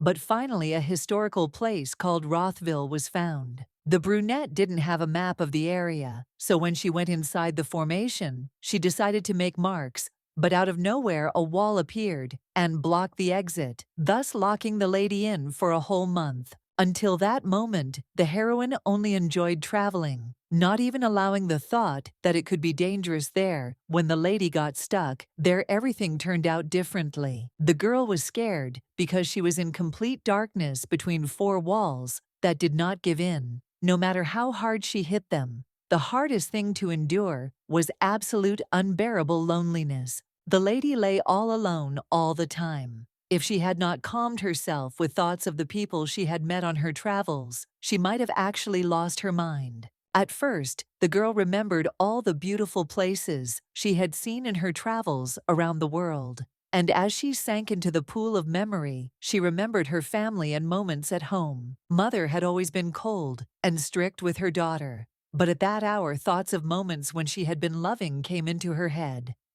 Lying on the cold floor, the girl asked for forgiveness. The blonde, having listened to half of the story, asked how the traveler ended up in the South, but the heroine suddenly declared that she wouldn't tell it just like that. Sihad chuckled, asking what the concubine wanted. This time the woman fell silent, but finally answered that she wanted dates. It was a simple wish. The lady recently tried some, and she liked it very much. The young man at first thought that she wanted date trees, but as it turned out, the question was about one bowl. The blonde promised that he would do everything to ensure that the lady got what she wanted, and he asked her to tell him how she got out of the historical trap that had captured her. At first, the princess desperately looked for a way out, but as time passed, her desire to get out melted away with it, and at some point, she gave up and just lay there. Eventually, the body simply had no strength left to move, and the heroine abandoned the idea of getting out lying on the ground. She suddenly noticed something on the ceiling. At the top, there were patterns that looked more like writing. Jumping up, the blonde realized that it said, "Truth has only one path," in an ancient language. Grabbing the firewood that was in her bag, the girl decided to light it. She reproached herself for not noticing anything for a long time. In archaeology, truth and light are practically synonyms. When several torches were lit, the lady decided to check the walls for written sources, one of which said that the path to truth cannot be achieved without sacrifices. The blonde quickly realized that blood was needed. She was lucky that it was only a small amount, not life-threatening. What happened next was even more amazing. It turned out that the exit was right on the floor, where the woman had lain for a whole month. She cut her palm and allowed drops of blood to touch the ground. When Asina climbed out and the clear night sky appeared above her head, she remembered what it was like to feel alive. She liked that feeling. The heroine explained to the blonde that she always avoided places that were dangerous to life. He looked at her intently, all because it seemed strange to him. Judging by what the maiden had already told him, it seemed to Bedad that she, on the contrary, would seek out dangerous places. She looked like a person who would be interested in gaining new experiences. There must have been another reason in the lady's head that she didn't tell him about the brunette. Thought he was right, but telling the truth was a little awkward. When Asina returned home 3 months later, she saw her mother in tears for the first time. And only then did she realize that everything had changed. Usually, the woman was always cold to the girl. Sometimes it seemed that they were not even related. That day, everything changed. She said that she would not tell Asina how she should live. The blonde cried, asking that at least a few months a year, the girl spend time with her mother, who loved her very much for them. The child was the only one she was given by heaven itself. The heroine was worried and did not understand what would happen to her if the girl suddenly died. The brunette would never have thought that she would see her strict mother in tears. Asina had long accepted the fact that she could not be an ideal daughter, but she did not want to become a bad one either. Her mother had given her a life that was worth appreciating, and the girl had promised herself not to go into dangerous places for this very reason. The heroine understood how what was happening looked from the outside. She was going to be careful, but now she was being held hostage by the king of an enemy country. The beauty never expected that everything would be exactly like this. Realizing again where fate had led her, the lady turned away. She should have gone to bed because of the fatigue that had taken over her body. At first, the lady just wanted to pretend, but her eyes seemed to become heavier. In a second, she plunged into the kingdom of Morpheus. The young man sat next to her, watching her beauty. Taking a closer look, the blonde exhaled. The woman was sleeping so peacefully, as if there was no one nearby who could kill her. Behind her innocent face, there were probably many secrets hidden. Ra-Kun, having gathered, was about to kiss the princess, but he froze. He did not know if he would be able to stop if he started. He was worried about the thought that if he desired the beauty, the situation would get worse. What is more surprising is that this is a desire that he has to try to suppress. Night had fallen. Outside, the governor's assistant arrived at the first call and, bending down, asked what had happened. Varan explained that Ragvi would have to find someone. The brunette nodded just one word, and he would bring the person the man wanted to see. He would have to look for a woman with silver hair and scarlet eyes. The servant was surprised, but decided to ask about special features. After thinking for just a second, the young man said that she was unusually beautiful, so much so that it took your breath away. In the morning, the brunette looked closely at her reflection in the mirror. She realized that the color of her eyes was becoming more scarlet. The magic in the earrings was completely running out. She had no time left at all. The feast was supposed to begin the next day, on that night outing. Milady marked the route to the exit and found out when the guard was changing. Everything was happening earlier than planned, but it was worth setting out even earlier. A servant came to see Had. He asked what happened. It turned out that one of his subordinates came to the ruler in the evening. It seems that Warren began to act. Umar is not sure of the truth, but it seems that the hero gave his man some kind of order, according to the words of the young maid who was assigned to the man. He saw something during a walk a few days ago. Ra-Kun ordered to continue watching, and he himself was immersed in thoughts. He remembered that the concubine asked for dates. He promised her a whole bowl and understood that he had to fulfill the promise. Karim arrived to Nur, who was outside the mistress's chambers. The sun was already setting, but it seemed that the heroine still had not gotten up. She was too tired. The brunette chuckled. It was strange for him. Usually the girl gets up at the crack of dawn and wanders around the palace instead of sitting in one place. Nur sadly reported that the girl had already refused breakfast and lunch, and when they decided to bring her a snack, she also refused. Karim was indifferent, saying that as soon as the lady got hungry, she would leave herself. Several people arrived and asked if they were really in Ira's room. The girl didn't know what was going on behind the door. She had pretended to be sick since the morning. She was fine. She understood that she needed to save as much mana as possible. In the earrings, she removed the spell from her eyes and, hiding under the blanket, decided to sit in the room until the feast. Nur decided not to wait. She was really worried about the lady. She entered the room having warned before the girl immediately had to put magic on herself so as not to seem suspicious. The maid carefully asked how the heroine was feeling. She poured tea. The girl liked something like this last time, so this time the drink could help restore her strength. Before she could tell the main thing, the lady fell silent because several servants also entered, bringing with them gifts from Sihad. In addition to jewelry, there were dates on the plate. The brunette got out of bed, asking what was going on. Ra-Kun said that he wanted to thank the girl for the night spent together. Karim choked in surprise,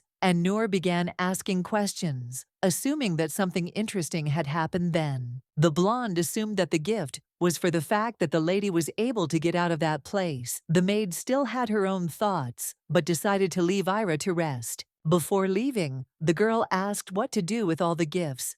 Perhaps they should have been taken. The woman thanked her, but asked to leave it for later. She needed to rest a little more. Having closed the door, the assistant promised that she would come as soon as she was called. Looking at the accumulation of things and flowers, the heroine exhaled. She did not understand what all this meant. Sihad had been working with Umar since early morning. The servants announced that someone had arrived. Jakia was glad that she was allowed in, and the first thing she did was introduce herself. The woman asked for forgiveness if she was suddenly interrupting her work, but she was told that everything was fine. Ra-kun exhaled. He doubted that the girl had come to him for long. The blonde knew that the girl should have been in Daira, but for some reason she remained in Alpesian. The girl lowered her head. She noticed that the man's voice and words became even colder than before. The green-eyed woman said that the Grand Vizier, her father, had summoned her to the city, saying that he wanted to discuss plans for a marriage that was to take place soon. The hero was surprised that Jakia was already at the age to get married. Listening to this, the woman sadly turned away. It was difficult for her to be in the same room with this man. If she were the daughter of another influential person, she would have been married long ago. But her father simply stopped the flow, thereby changing everything. Sihad looked intently. He was sure that the heroine was taking steps forward only because of pressure from her family. She should not be given false hopes. The girl was about to be sent away, but she said that she had recently met Ira in the inner territory of the palace, and she realized that the woman was worthy. Ahmed could not leave empty-handed. She wanted to find out information about whether the girl was really locked up in the harem, because they fell in love with her at first sight. Lowering his voice even more, the hero asked why he should answer questions. The girl began to apologize. She forgot who she was in front of, so she got lost in space. The red-haired woman apologized for taking up valuable time. Umar waited until the girl left and told the gentleman that when he came to Asina during the day,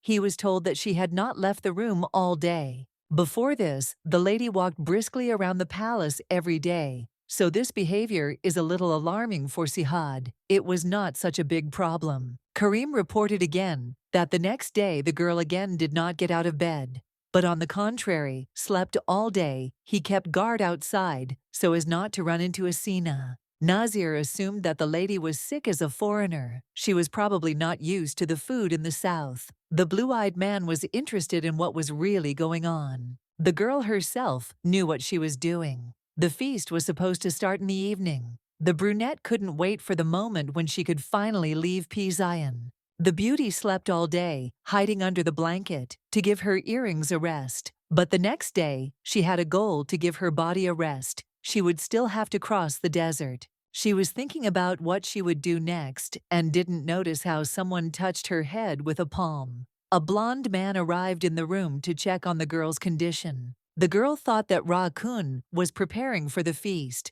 but it turned out that another person was responsible for it. The master asked how the concubine was feeling. She wanted to drive the man away, but then the lady realized that he was suspiciously polite. Perhaps because he thought she was really sick. At their first meeting, the king seemed cold and scary, and the girl decided to ask the question that interested her to find out why they had spared her life in the desert. The brunette understood that it was not so important, but she still wanted to know. The young man remained silent, but then reaching his hand to his head, he said that it seemed to him as if the lady's eyes were burning with the desire to live. Every time a man said something like that, the girl caught herself thinking that it would be better if he were as callous as he was at their first meeting. The girl was imprisoned as a criminal, but she was never forced to do anything. In fact, in Pizion, a concubine is treated as a guest. Once the young man finds out that the woman has run away, he will feel betrayed.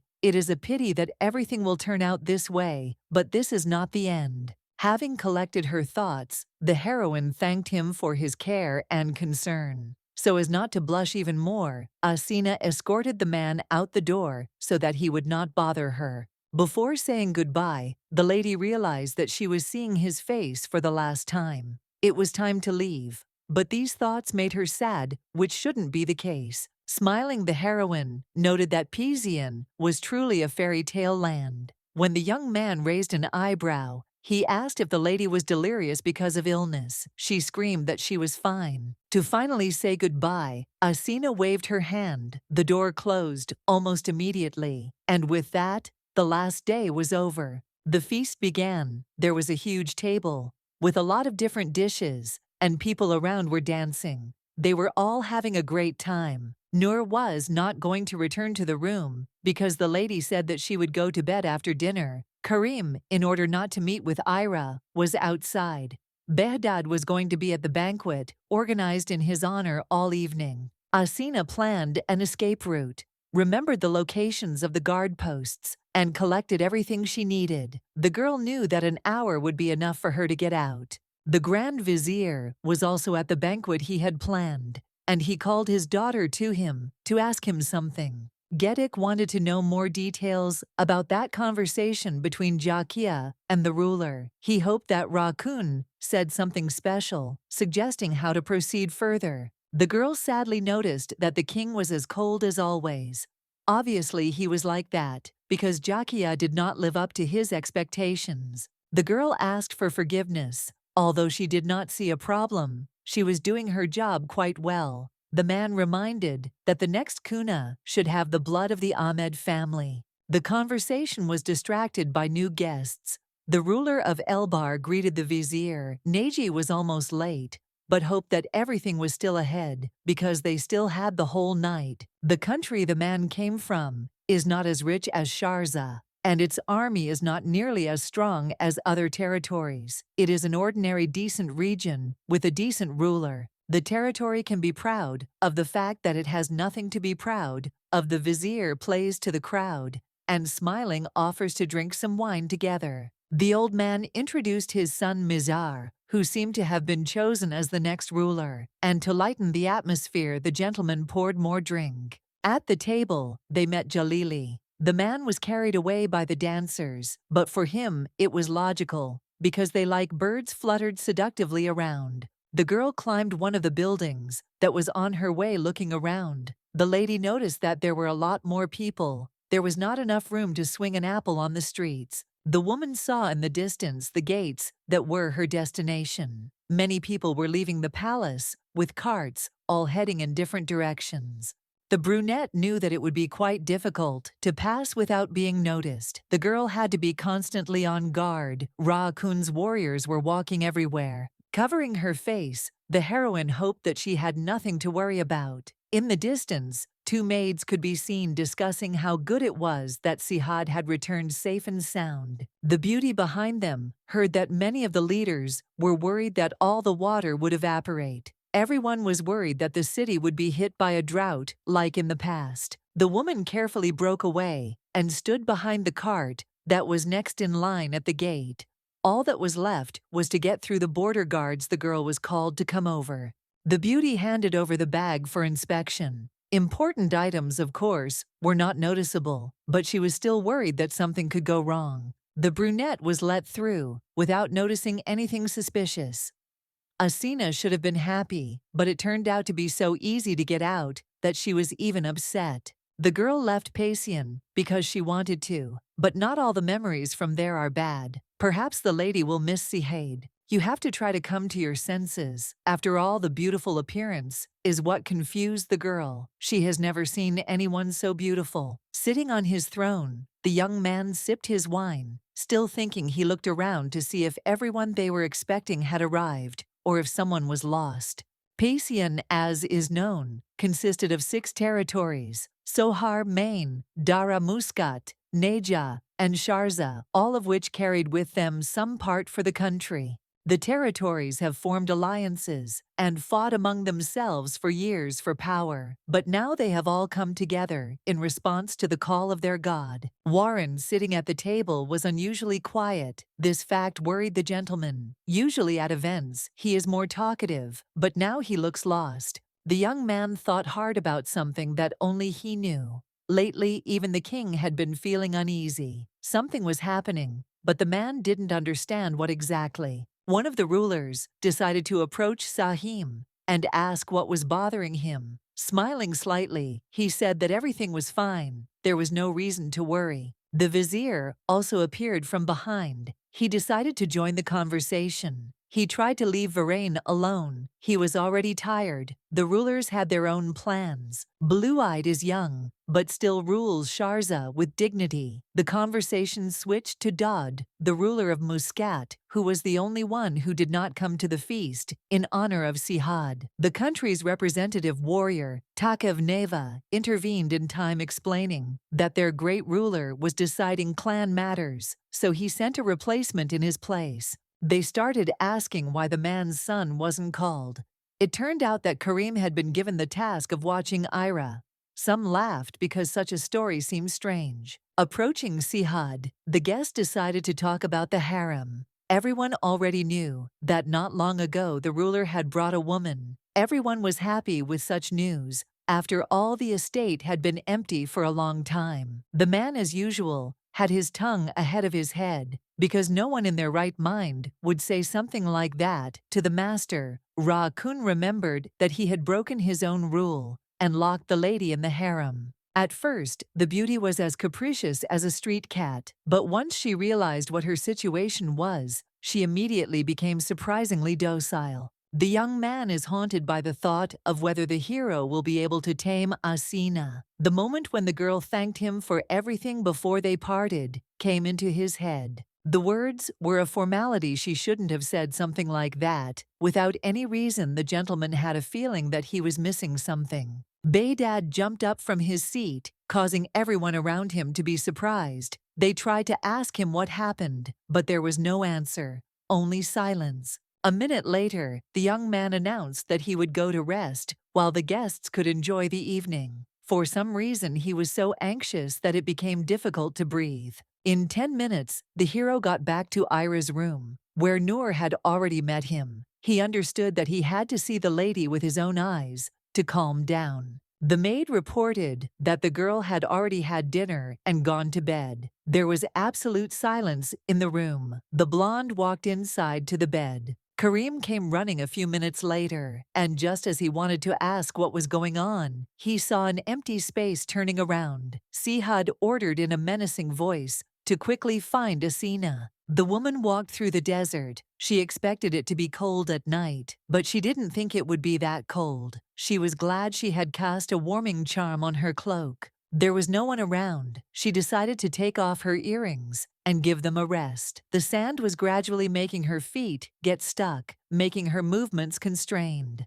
Looking around, the blonde understood that she should hurry. She once again began to realize how lonely it can be. When traveling, even as a child, she had more fun. Once upon a time, the little girl traveled with Uncle Jan. Everything was different. Then the man was just as passionate about traveling. He showed the child what traveling was and made her fall in love with it. The little girl did not immediately understand what it meant to wander around different countries. There were many places in the world that the children did not know about. Traveling was a great way to see them. Usually children cry when they are taken to an unknown place, but this situation was different.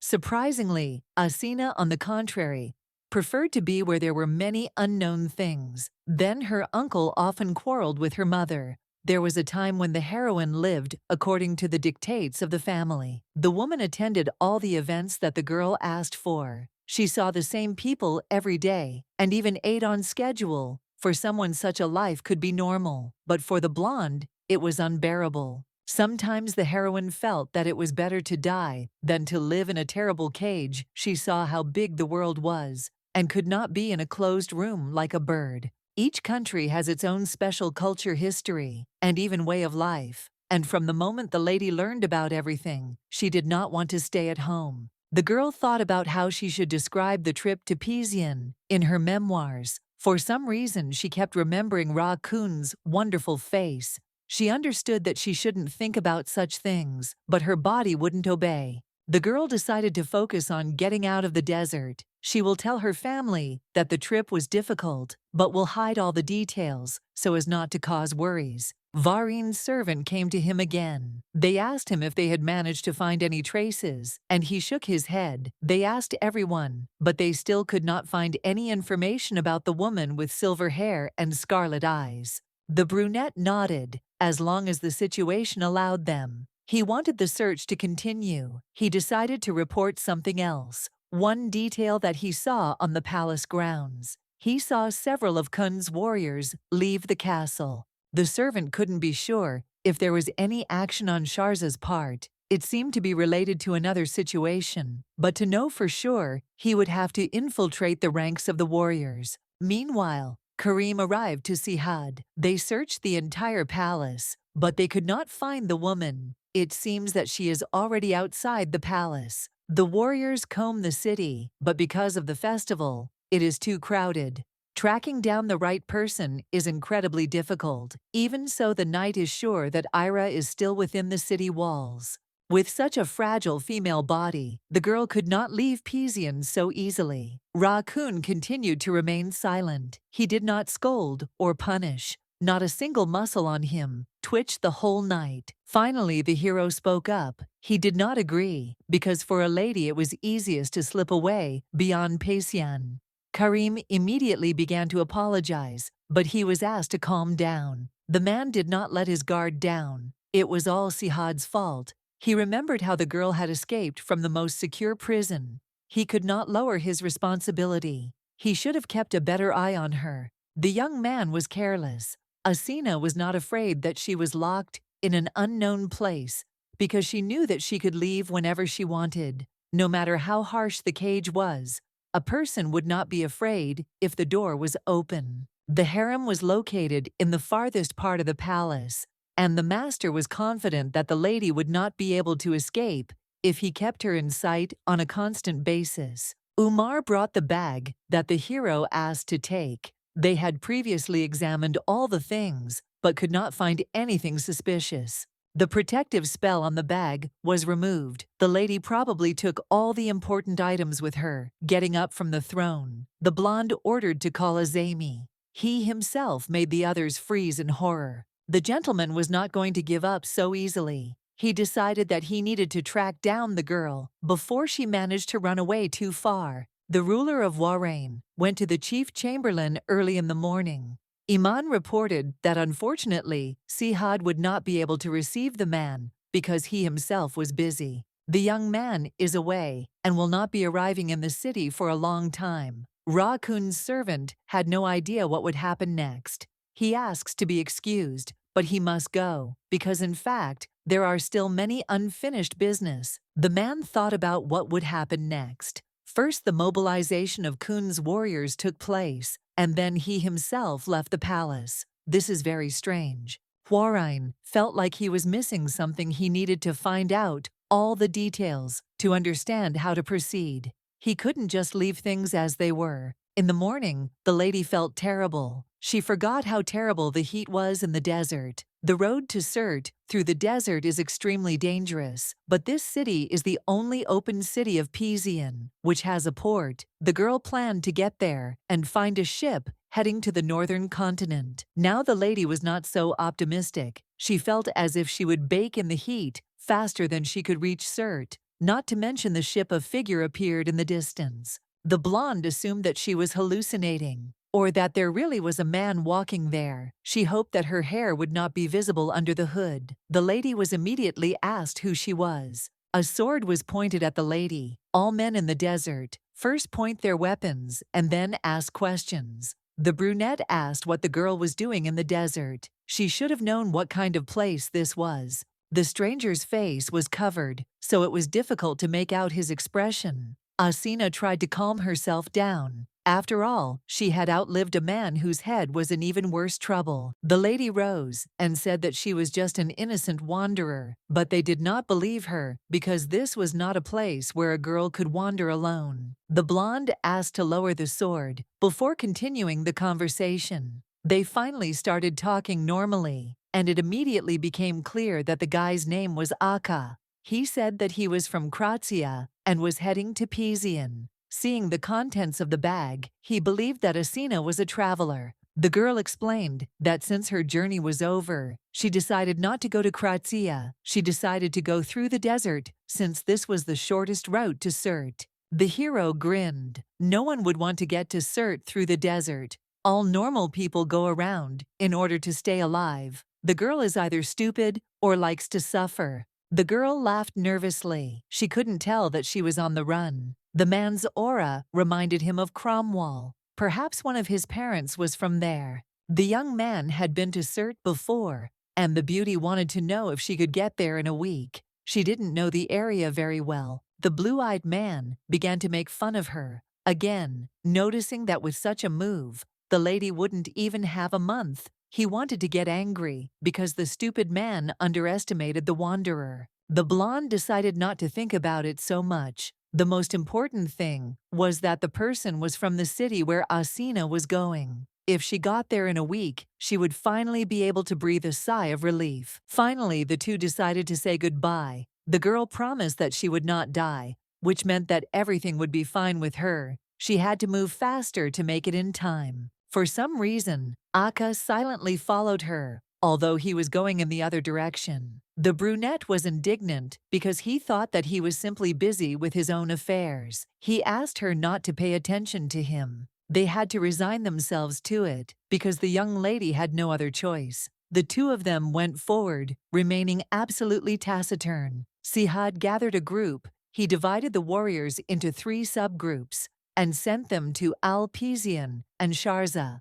Under the direct command of Rakun were 7 divisions of soldiers and Azemi, the most skilled. Karim did not understand whether the gentleman would really go alone. Turning around, the young man forced him to remain silent with just one look. Rakun said that he would probably be gone for a long time, so they should pay special attention to protecting the palace. Sihad got ready and said goodbye. It was time for him to go. The young man knows where to go. Perhaps if he were that woman, he would go where it would be difficult to find her. The man realized that everything was much simpler. Ira was in the desert. She was a smart and cunning girl who knew no fear. She once miraculously managed to survive there. But it was into the desert that she went. The horses rushed forward. The hero did not want to waste even more time. Some kind of connection had not yet developed between him and the girl so that he would feel something for her. The young man only wanted to use the lady, but now he is overcome by strange emotions that make him doubt that he doesn't have much choice anyway. The woman who imprisoned the hero in emotional hell will have to be caught. The search party from the west found nothing the same with the city of Surt. The fugitive could leave the desert and head to Fars. The sun was beginning to set. Everyone understood that when it got dark, tracking down the girl would be even more difficult. The soldiers did not quite understand why Sihad was personally looking for this man. One of the leaders asked not to ask unnecessary questions. They were required to do the job and not just sit in one place. Aha still followed the beauty. He asked if she liked it in Pizian. Nodding, the lady said that it was great, but did not add any details. The god of the country is impressive. The lady turned out to have seen Rakun with her own eyes. The girl said that it happened by chance, but even so, she was very lucky. Even so, the chances of seeing him are usually extremely small. Commoners rarely get to see aristocrats, and besides, Rakun almost never shows up at festivals. The girl was incredibly lucky to catch a glimpse of him from afar, something she can brag about for the rest of her life. The very last god rebuilt the country from scratch after the Civil War, and okay, it doesn't matter, because this fact alone is already amazing. He became one of the 4 who were awarded the title of Rai. The girl decided to ask about the country. Kratia and Pizian were enemies. It was surprising that a man admired the king of an enemy state so much. Something appeared in the distance. Akka quickly realized that a sandstorm was coming. The young man raised his binoculars to take a closer look and understand what awaited them. A second later, fear was reflected on the man's face. He dropped the thing and indignantly turned to the lady, asking if she was on the run. The girl, instead of answering, asked who was there. Obviously a whole squad, judging by the columns of sand that they were raising. There were clearly more than a couple of people there. The woman began to worry, since she had expected to gain at least a day's head start if she ran away after the feast. The heroine replied that she hadn't committed a crime. but that there had simply been a small misunderstanding. Akka was not the type to believe just like that. Because of a misunderstanding, a whole crowd would not run after a lady. While being at the peak of his activity, the young man decided to save his skin. He thanked them for knowing each other, but he thought that it would be better for the lady alone. The girl decided to check one last time. She wanted to know how long it would take to catch up with her. If people hurried, they would be there in an hour. It was perfectly clear that if the lady was caught again, she would not get away with a harem. She would have to run as fast as she could just to avoid being caught. Noticing how much the woman wanted to run away, Akka advised her to go into the sandstorm, where it was pitch black because of the sand, and it would be easy to hide there. Asina will have to go voluntarily, otherwise she will still be caught. There is not much choice left. The blonde exhaled. The young man is right. Even a storm is much better than crawling back into an even greater hell. The girl thanked him for the advice and promised that they would see each other again if their paths crossed. The woman left a toy bunny in the palm of her new acquaintance. The lady made her hair light brown, just in case she was told that it would take about an hour. But the horses were already very close. There was no time left. Speeding up, the lady began to hope that she could hide in the sands. She did not understand why Baydad decided to pursue her at all. He probably thinks that she is a spy. The woman tripped over a stone and fell, raising her head. The girl realized that horses had gathered around a gentleman, walked forward, asking where she was going in such a hurry. A rough voice orders them to go back. The young man is arrogant. He treats the girl as if she is his property, trying to swallow the insult. The lady asks why they followed her at all. Whatever Asina had done, she didn't think it would be a good enough reason to mobilize the soldiers. The man couldn't believe that the girl thought he would let her go so easily. The blonde feels strange. He thought that he would be even more angry if he found Ira because she dared to deceive him. But now that she is nearby, the most vivid feeling is relief. Rising from the ground, the brunette asked if they were going to kill her. The hero did not understand how this could bother him, although he had said exactly that from the very beginning. Turning to Baydad, Asina wanted to say something one last time. For her to be limited by someone was worse than death.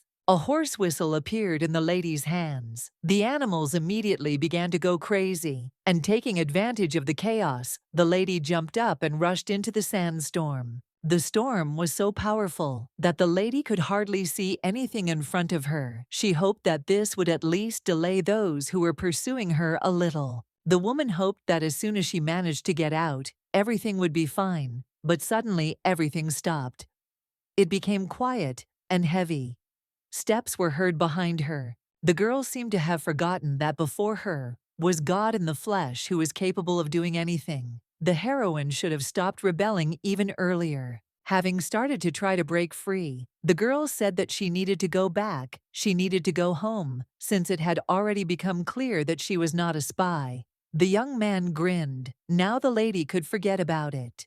I wanted to scream, asking if Ra-kun had gone crazy. But then something worse happened. The magic in the earrings ran out, and my hair instantly turned a beautiful white color. In fact, Asina looks exactly like this. She had to admit it. She understood that she needed to run, but for some reason her body did not move. The warriors came running. Sihad, without thinking twice, threw a cape over the woman's head and then hid it behind him so that her hair color, which had changed, would not be noticeable. After some time, they returned to Kun's chambers. The girl thought that she would be dragged back to the harem, but something happened. Beihai did not even utter a word on the way back. Coming closer, the hero finally ordered an explanation. Asina repeated again that her true appearance was exactly like this. She simply changed it when she went on a journey. The lady spoke the pure truth about her adventures and changed her appearance only for this reason. There was no other reason. The maiden does not consider that she is obliged to tell the whole truth, since they are not so close. The girl did not commit a crime. On the contrary, Sihad was the one who did not believe a single word she said from the very beginning, and treated her like a criminal. She does not see the point in being completely honest. Exhaling, the hero had to overcome himself. and ask who the lady was. He wanted to know something about her personality. No longer wanting to lie and avoid answering, the lady declared that no matter how they threatened her, she would not say another word. Everything would happen only over her dead body. The blonde was very angry at the statement. The girl was obviously unable to think clearly and did not understand the situation she was in. From the moment Lysia was caught, she would never see freedom again. The girl will be left in captivity in Ra-Kun's chambers, and while she sits there, she will have time to think about what would actually be the best thing to do. Alone, the lady will understand how well she lived before. A servant arrived to Warren that same evening to report that his master's detachment had returned from the desert. Kun had returned with Azami. It seemed he had not gone far enough to get anything important. Blueeyed began to worry the hero had recently returned from Ismail, but for some reason he returned back again. It would be worth finding out where Ra-Kun was after arriving. Behdad's behavior became puzzling. It became interesting to know who the ruler was, who was not an Alpesian. Measures were taken to delay the arrival of the rulers supporting Kun. They tried to separate everyone. Some were against the bandits, and some had their carts hit. Izmir defeated most of the bandits on his way. Dodd will obviously be delayed for a long time, and Vika is expected in the capital. Warren would not mind finishing off the old man, but he is not going to send more bandits because he does not see the point in it. The man's family is influential, and generations of grand viziers have come from it, so killing him would be extremely reckless. All that remains is to find that very woman, the one with the scarlet eyes and white hair. Someone arrived. He apologized for being late. Warren ordered him to explain, and it sounded more like a real threat taking off his hood. The young man smiled, assuring that he met the girl with white hair. Asina stood on the balcony, looking forward at the sky. 4 days had already passed since she was dragged into Kun's chambers. For the blonde, these were the worst days of her entire life. First, things were confiscated again, as expected. Then the girl was locked in a room and was not allowed to go out, even into the corridor. 2 more maids were allowed into the room, whom they had never met before. They watched around the clock. Several days passed since they stood like dolls in the corner, not answering a single word,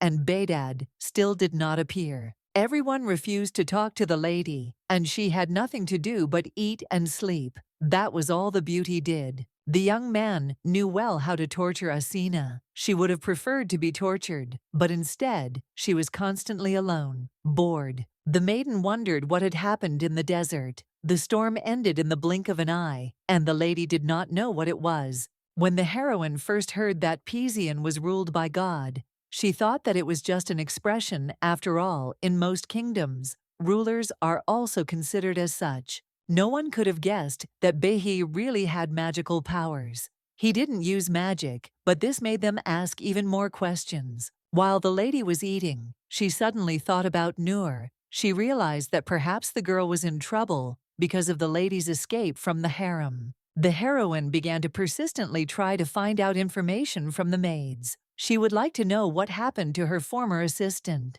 The beauty tried to get him to talk, and it seemed to bear fruit. She was finally given an answer, but it was not comforting. Nur was sent to prison. Nazir, meanwhile, arrived to Sihad at the most inconvenient time. He should have listened to the chamberlain and not gone to the main hall. Ra-Kun did not look happy, and his condition was strange. The man was ready to execute anyone who would get on his nerves. If this is the king that Umar knows, the man would not mind if Warren was executed. The blonde refused. The hero tried to calm the ruler down. The woman could be a spy, after all. She knows a lot about Cromwell. They had reason to suspect detaining a person, hiding his appearance and identity, is a common thing. The assistant had never seen the master overcome by his own feelings. It seemed that God had a human side too. No matter who Miss Asina is and why she came to Pisian, they won't do anything about it. The girl has a strong influence on the ruler. The young man is going to try to get to the truth, making it as easy as possible. Sitting in the room, the heroine wanted to cry because Nur was punished only because of her. She did not understand why this was so, because she acted without help. The maid poured tea that didn't smell of anything. And suddenly, moments came to mind when there was always someone nearby who cared. Grabbing the cup, the lady abruptly broke it, causing herself to get hurt. The girl ordered Blueeyed to be brought to her, or for her to be allowed to go to him. The trick worked well, but it couldn't be done forever. It was painful. The woman was going to meet the man as soon as possible. Virgo thought about telling the truth, but every time she revealed her identity, everything ended badly. Pisian can take the lady hostage and demand a large ransom from Cromwell, while the North can make claims and war will begin. She couldn't allow herself and her family to get into trouble. The girl never wanted to cause trouble. Arriving at Blueeyed, the lady decided to ask to punish herself instead of Noor. The maid was not guilty of anything. The girl believed that she herself should bear the punishment for her actions. Noor had always been her friend, and she should be let go. The blonde smirked.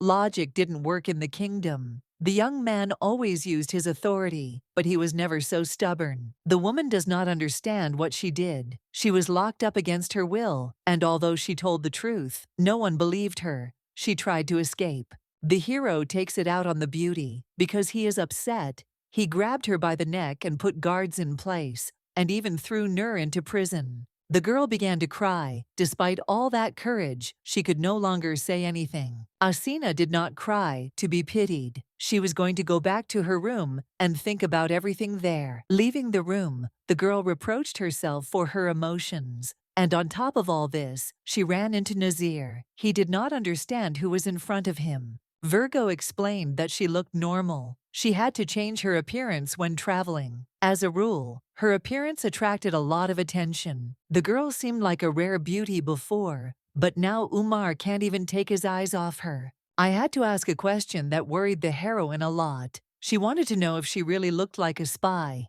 Blueeyed could not say with certainty that the woman would like to understand why they were treating her this way, since no serious crimes had been committed. The maid said it was time to go back. Nazir said one last time that even though everything had turned out wrong, he wanted the lady to be able to leave in peace. Better to be careful. Mr. is a difficult man who will not give up so easily. Everything is clear. Iman was asked, who knows about the return of the master? He said that only 5 to 6 people as far as is known, and all the servants are also informed. The other rulers were cautious, perhaps thinking that the hero had set a trap. Everyone was interested to know why the king left so quickly. He nodded, asking what excuse they had managed to come up with for him, and how it all happened. Iman did not understand why they did not tell the truth. If everyone had known that the young man had gone after a woman, they would have definitely understood him. The assistant was amused by what was happening. He could not hide it.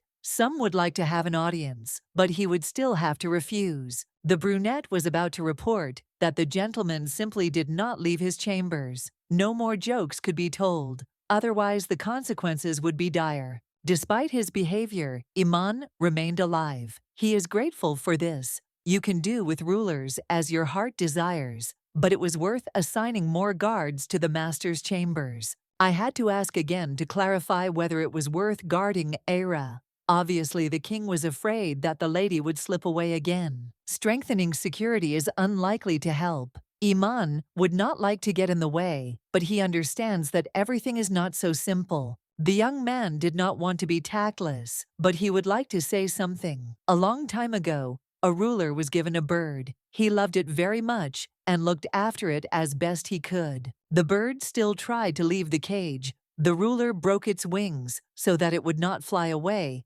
after which it gradually died in agony. You can't achieve it by imprisoning someone else's heart. The young man remembered how the lady cried, asking why he was doing this to her. One of the rulers arrived to be given shelter. He understood that he could not simply escape and looked tired. Sihad is in a bad mood, so the hero tried to hide from his sight as quickly as possible. They say that he is constantly working. The young man has no urgent business, so no one has any idea what is going on, and everyone is stupid to death. Nazir understood what was wrong, but decided not to speak out openly. The ruler asked what happened, why the man was also busy with business. Cromwell sent his ambassador. They are allies of Kratia, so it is scary to understand why they went to Pizian, which is their enemy. The ambassador is quite influential. He belongs to the Estatai family. This name is familiar, but only in the north. Akka, who was standing behind the door and watching, thought about it. The surname seemed familiar to him too. He remembered that lady with white hair and her origin. Nazir decided to send someone to find out more details. They needed to be sure of what was going on. Sihad is asked to rest. He worked for 2 days without any breaks, without even sleeping, deciding that this was the best decision. The gentleman seemed to be angry because of the unsolicited advice, but Iman could not stand his ground, so he simply left him alone. The man thought that when he got the girl back, he would feel better, but for some reason nothing changes. The mere fact that the lady is resisting his will is already driving him crazy. I would like to think that if I left the lady nearby, the anxiety and anger would leave the body, but this did not happen. There is no freer spirit than Ira's. If you lock her up, she will never look at you with a warm gaze or smile. The girl hides a lot and is constantly looking for an opportunity to escape from the king. She will never submit. The young man managed to reach his chambers, although he himself did not notice it. Perhaps due to lack of sleep, problems with his head began. Inside the room, the man met his Ira. She, as always, was unhappy, asking why he came without warning. Placing his palm on her cheek, Baydad realized that the girl had swollen eyes. She had trouble sleeping, and because of someone she couldn't even fall asleep. The girl wanted to move away, but then someone grabbed her hand because it became obvious that there was a wound on her palm, bandaged with bandages. Blondie explained that she thought that having to blackmail the maids to get a conversation with the king wasn't as bad as it seemed. Nur is important to the lady, so she went to extreme measures. She did not want to drag strangers into the mess because of her problems. The young man said that he had ordered the maid to be released, not expecting to hear anything like that. The lady fell silent, but still thanked her. The blonde made a strange face. He was acting strangely, as if something in him had changed more than expected. The hero lowered himself and pinned Ira to the bed with his body. He said that he was simply very tired, so he did not see a problem. The blonde was against this. She wanted to leave, but they wouldn't let her go. All the emotions that had kept the man awake for the last few days evaporated in the girl's arms. The king could not think of anything else. He no longer even cared who was in front of him. The only thing that mattered was that Milady remained nearby, still leaving Asina alone. The young man sat down next to her. He decided to ask questions, and the first thing he asked was about her family. A man should have a family, and friends too, so he should understand this at least a little. The girl decided to ask in response. The boy had brothers and sisters, but they failed the exam to become a kun and were killed, which is a common occurrence for Pizian. It became clear why the man seemed so cruel. At first, he grew up in an environment where you can't rely on anyone. In order to survive, he had to kill. The girl knows people with the same look for a beauty. It is too cruel, but the king never saw a problem. It is difficult to understand the young man, and therefore one has to be afraid. But the man looks so lonely that one feels sorry for him. From the very morning, the ruler of Darak told how much he enjoyed being in Pizian, so much so that he did not want to return. Warren listened until he reported that he had received a letter. After the festival was over, the plan would begin to go into action. It was rumored that Sihad left the palace to catch some woman who seemed to have escaped from him. For Varain, what was happening was absurd, because there is no smoke without fire. The palace maids let it slip that there was still a girl in the harem again. The ruler acts as if everything in the world is bland to him. But now it seems that something has changed. It is very strange. Some also said that the concubine had an unusual appearance, scarlet eyes, and snow-white hair, very different from the local girls. A strange feeling appeared in his chest. The man was sure that Ira looked somehow different. She was ordinary, not so wonderful. Akka entered the room. He used the window. He had to disguise himself as a servant in order to enter the castle and find out everything. The young man learned that Sihad had found a woman and was so captivated by her that he even left his work post to be with her. When the blue-eyed man learned about the lady's appearance, he smiled slyly. He seemed to understand who we were talking about. Everything was not so simple. Sitting down at the table, the man began to tell how he met Ira in the desert when he was returning to Pisian. He knew who she was, but it was still strange that a girl from such a powerful family could meet Ra-kun. Akka knew the identity, but he was not going to tell it so easily. He asked for payment first, and Warren agreed. Blueeyed had never seen the ruler so desperate. He asked to give up the Krem vineyard in Shars. The king of Daraha sitting next to him grinned. The man had a good lip. He had set too high a price. Instead of refusing, the young man grabbed the paper. He would sign the contract and then ask for the transfer deed. Morning came. The girl woke up. She hadn't slept so well for a long time. Behai left, but it's strange that they felt good together. After Asina got ready for the new day, she was told that guests had arrived, and Karim was standing near the entrance. Nazir came out from behind the tamer. He probably came to conduct another interrogation. In any case, the lady had no choice but to agree. Karim was surprised when he saw the new appearance of Milady opening her mouth. She confirmed her identity. Sarcasm cannot be taken away from her. Nazir began to speak. He hoped that the girl would understand the fact that leaving the room was prohibited.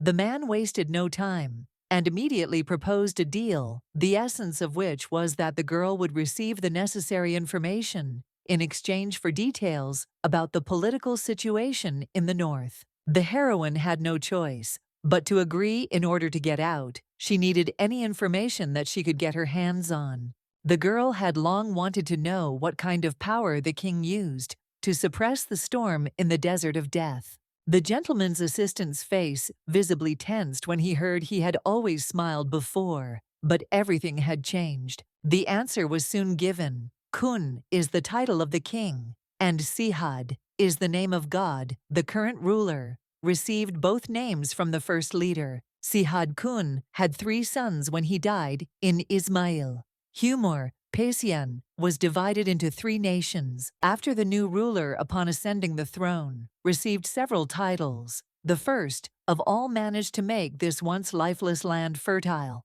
The assistants themselves do not really know what powers the master has. However, everyone knows that he could raise the entire city to the ground if he wanted to. The truth puzzled her even more. It was difficult for the girl to understand that someone could have such abilities. After going to bed, Asina kept thinking about what Nazir had told her before leaving. He had said that without the master, the whole country would collapse. The man asked not to give the young man false hopes if in the end she was unable to reciprocate her feelings. He was worried that they would fall in love with the girl, but she assured him that everything was fine because she wasn't even a local, but came from the north. Asina wanted to leave so that she would not be dragged back to the harem. She thought that she could solve all her problems peacefully. The man was always commanding her, not giving her any chances. At night, an assistant came to the estate of the ruler of Sharza. He saw complete destruction there. Akka came during the day. He probably angered him with something. Blueeyed knew that there was something he really wanted, but it was impossible to get. All he could do was either take it by force or destroy it. Sihad arrived in his chambers and watched the beauty. He knew that she was not sleeping, so he asked her to stop pretending. Opening her eyes and smiling, the lady noticed that she had clashed with a monster in the past, and after that incident, sleep itself became lighter. It seemed that the lady was picky about where she slept, but it seems that traveling has made her less selective. The girl decided to clarify whether this information was really so interesting. She is constantly asked similar questions. He also heard that Nazir had come in just recently. It was impossible to hide the truth, because even so, Ra-kun would eventually find out. The young man answered the question, simply stating that thanks to power, The people of Pizian did not live better. She decided to clarify whether this was true. The girl wanted to know more, but the man agreed to this only if she told about her childhood. The lady has her father's character and appearance, but many consider her to be similar to her mother. Of course, Asina loves both parents, but she just has some problems understanding her mother. Looking at Behi, the lady became interested in what his parents looked like. She was sure that they were also extremely unusual. The young man calmly explained that he had never seen his mother. He was told that she died shortly after he was born. If the hero talks about his father, he couldn't say whether he was good or bad. There is no hint of emotion in his voice. He doesn't care. The people of Pizian are afraid that their ideal god will change. They don't need anyone else for the girl. Behdad looks like a lonely person. This morning they reported that Krasia had made her first move and had set up a meeting with the Cromwell ambassador. They are putting a lot of effort into it. The country was once barren and poor, but thanks to the trading guilds, it finally managed to become rich. Turning to Nazir, the gentleman reported another piece of news. It turned out that Gedik was asking for an audience. The Grand Vizier must know that the king must not be disturbed unless he himself calls. The man has something on his mind, so he will find out when he meets him. Having seen the young man, he was glad that the gentleman had returned to the city after his trip. Usually Ahmed likes Rakun's absence the most, and this time he was caught out. The young man decided to really pick on them, but smiling he offered to sit down and have some tea. They almost started interrogating Sihad, but he stopped it. There are rumors that the new Ira may be a spy for Cromwell, and that is obviously what the vizier came to talk about. He himself would not have had the courage to challenge, which means that someone put him up to it. Most likely it was Warrain. Ahmed continued. He knew that the status of the women in the harem should not be questioned, but if there was a risk, it could not be missed. Everyone around is doing nothing but whispering. The exact source of the rumors cannot be said, but there is still a good reason for suspicion. The blonde lowered his voice, asking if the man wanted to arrange a personal meeting with Ira. It even sounded crazy. Quickly coming to his senses, the hero declared that he wouldn't dare, but he wouldn't have to worry if a woman went to the meeting. Jakia will be sent as soon as possible. She will become a personal servant. Her father gave her the task of finding out who Ira is. The lady always dreamed of becoming a harem girl, so if anything happens, she could be next. The chief chamberlain has arrived to see Asina as well. She is not ready yet, but he would like to wait outside. For the people of Pizian, the chambers in the palace of Sihad are a holy place where their god sleeps, and he did not believe that a woman was locked in the room. The girl finally came out. She greeted them and asked why they wanted to see her from her appearance. You could tell that she was a beauty. Everything immediately fell into place. Iman introduced himself, saying that he managed the local palaces, including the main one where they were located. As the chief chamberlain, the young man came to ask if he could somehow help make the stay comfortable, nothing more. The girl was about to go and change her clothes, but before that she asked how long they would keep her in the palace. She would like to return to the harem. Initially, the harem was completely closed. The question is very delicate, and it will not be possible to answer it. It is better to ask Sihad. Iman stared at the lady, simply amazed by the fact that the city would finally be able to acquire a mistress. Ira turned away. The man only thinks about how to destroy the girl. In fact, there is no talk of love. Sihad did not admit it. No guy would look at a woman with such enchanted eyes if he did not love her. The heroine tries to convince herself that in reality, there is nothing like that. She cannot believe that someone fell in love with her. Ira froze as she remembered all their good moments. Iman chuckled. She wasn't very good at understanding men's feelings either. Nazir was informed that Jakia would now be a servant, and that Vareen was behind all of this, and by taking advantage of the situation, he would be able to gather more information. Umar raised an eyebrow. Asina should also be ready. After all, we are talking about Gedik's daughter. Sakun, since childhood, he cherished her, and this was beneficial to both her and her father.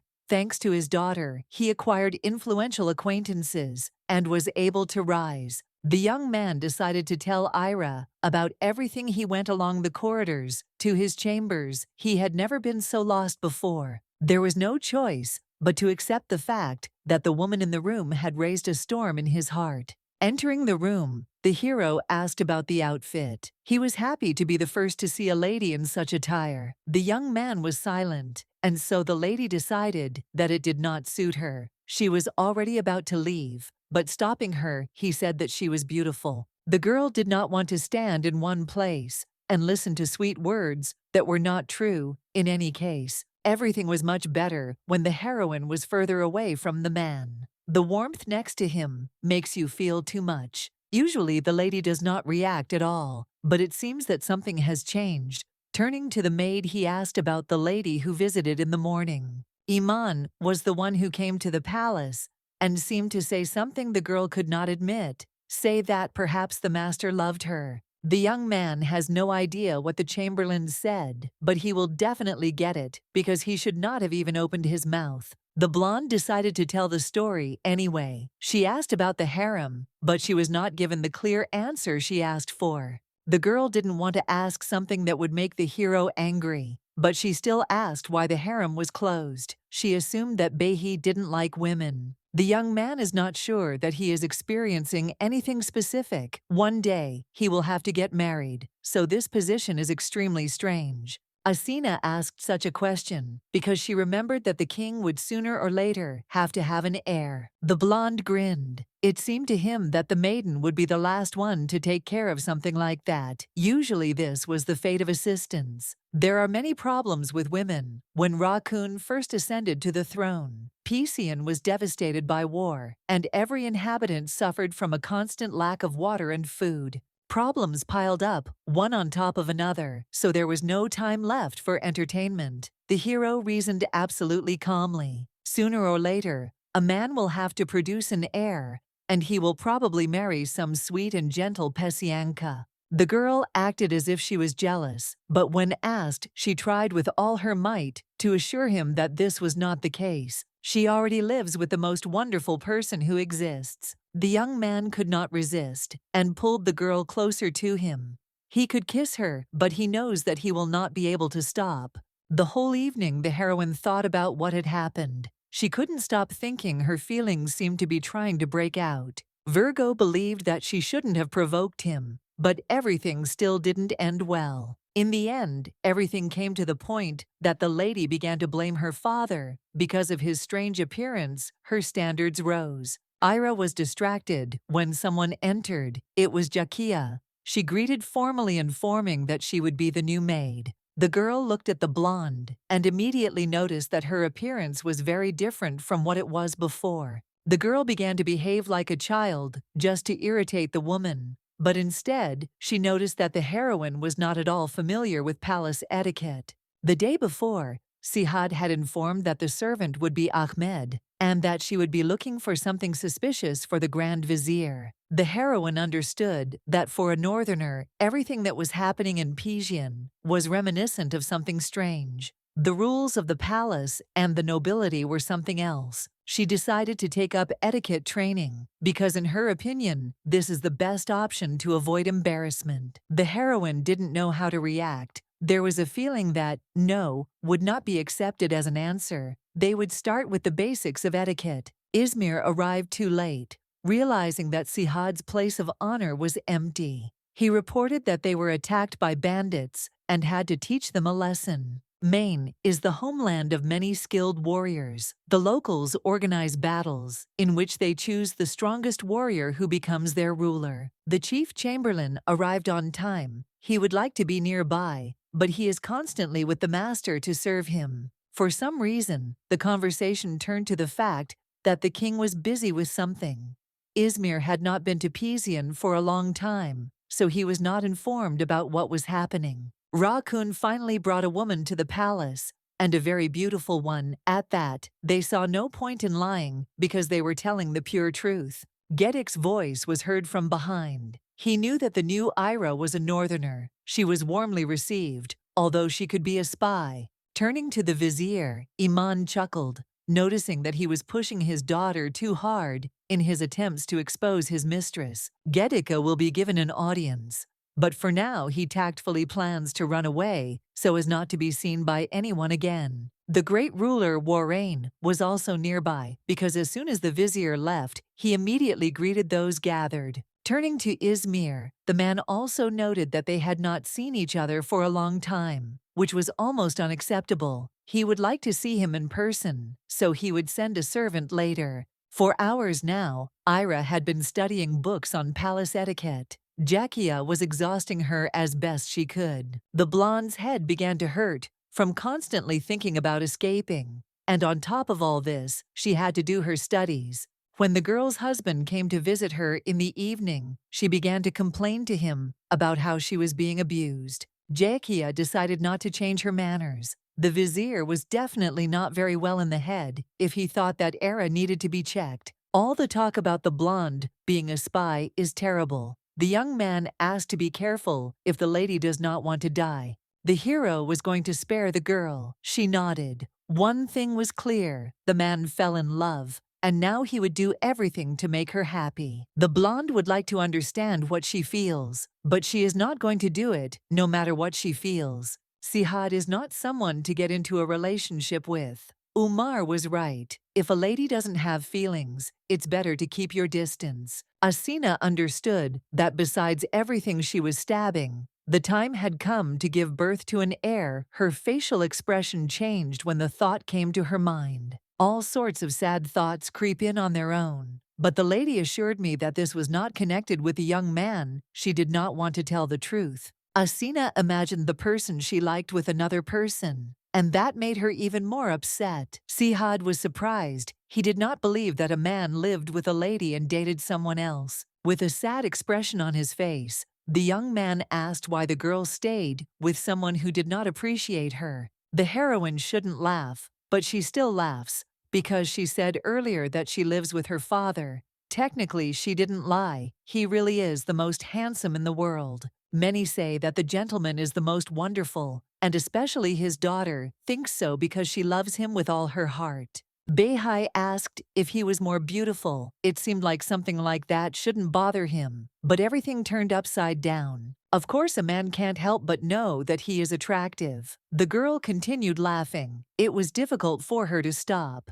Having thrown Lisya onto the bed, the young man assumed that she knew what the consequences of her ridicule would be. In the morning, Izmir arrived in the main hall and greeted Sihad as expected. The young man had come all the way to be in the city. The gentleman heard about a clash with bandits. One of the warriors died, and if something is needed, the hero is ready to recognize the merits of the deceased. The hero enjoyed the banquet, but because he was gone for a long time, there were a lot of unfamiliar faces around. Many of the rulers he had known had been replaced by successors, and now everything had changed quite dramatically. The young man said that he also plans to leave his post. He is considering candidates. A duel will be organized next year to give way to the winner. Sihad hoped that Izmir would hold out a little longer, and he himself thought that it would be a little easier. Many rulers already have successors. The man also wanted to speed up. He has no one, so one can only hope. Among the 6 regions, Sohar is the most respected, and many grand viziers and officials have come from there. Unlike Sohar, people in Shars have closer relationships, but they do not get along with other regions. The man asked to beware of Warrain, and when he nodded, he decided to ask if Sihad was investigating the incident that happened many years ago. The young man shares the feelings of other people who are still grieving. He has not forgotten anything. Izmir also remembers everything. He still was not able to change anything. Then the 3rd prince slaughtered all the women and children of the harem. Being a skilled warrior with a kind heart, the 3rd prince was unofficially chosen as the next Kuni. One day, he killed everyone and then fished himself. After the death of the strongest candidate, the remaining members of the royal family started a war for the throne. That day, the boy's mother died in the harem, as did Mayna's sister. Unfortunately, they will never forget about it. The master is not saddened by death because people can no longer be brought back. He wants to know what was in the mind of the past Kun. Izmir is afraid that he will lose someone again. but they promise him that they will take care of everything. Once again, all day long, Jakia was telling Ira boring rules of etiquette. Sitting at the table, she even fell asleep. As a child, the maid spent some time in a harem and therefore managed to learn quite a lot of details. When the girl lost her mother, she was sent to live in a castle with her aunt. The blonde wanted to know what happened. Instead of telling, the lady decided to continue the lesson. Ira decided to lighten the mood by asking to call her by name. The girl won't get anything from the acquaintance, but she wasn't looking for anything. She used her authority, saying that it was an order. Asina still wanted to know what duties Ira might have. It seemed to her that concubines usually did nothing. The girl decided not to ask any more questions. She remembered that Behi had already said that it was not he who closed the harem. Jakia should have known what the past Sakun was like. She was close to him, so she should understand. The girl said that the man was a good man and a worthy ruler. He was special. The gentleman cared for Ahmed as if she were his own daughter. The kindness he showed was more than she deserved. It is strange that the man was not a good father to his son, but was courting someone else's daughter. It became interesting what kind of relationship Jakia has with Gedik. The blonde noticed how the expression on her face suddenly became stony, so she apologized if she had touched an old wound. It was worth sitting with the girl one-on-one. It turned out that she is calm and wise. She would be lying if she said that she is on good terms with her father. It seems that despite all the strife, the girl still loves him. This is evident from the way she speaks. Her voice is full of love. From the lady's naive assumption, it is clear that she grew up in a good family. People will not tolerate any of her antics. Jakia allowed them to talk to her like that because she was only a servant. But with others, such communication was unacceptable. Izmir lay in wait for Varain and began to question him as to whether it was really he, the man who sent the bandits away. There are quite a few bandits all over the country, but they don't travel in large groups, and they wouldn't attack without the support of someone influential. The brunette smiled, stating that he did not hold a grudge. The conclusion the ruler had made was rather some kind of misunderstanding. What was happening was outrageous, but there was no evidence. So Warren decided to cross the line and ask for help. Jakia explained that the rulers would kill the concubine. She was under Sihad's protection. But as soon as she lost his favor, everything would end. The girl assumed that even the maid would turn away from her, but she promised that this would not happen. Looking at the woman's behavior, the beauty began to understand why Sihad fell in love with her. The girl is beautiful. Asina is beautiful, but inside her soul, she is dressed so simply, she should have tried even harder. The ruler came into the room and noticed that an interesting conversation about clothes was taking place there. Approaching Ira Behi, immediately hugged her. The maids were looking at them, but it seemed like he didn't care at all. Turning to Jakia, the young man noted that he did not think that she would agree to such a job. The lady's eyes showed what she was thinking. She decided to leave so as not to disturb the couple, but in reality, she was just hurt in her soul. The girl likes Baydad, and she hides it very poorly. One can understand her because such a wonderful person cannot help but be liked. Asina is glad that the guy's attention belongs only to her. She would like the moment to last forever. Since birth, the maiden has received an incredible amount of attention, and she is accustomed to being looked at with respectful awe.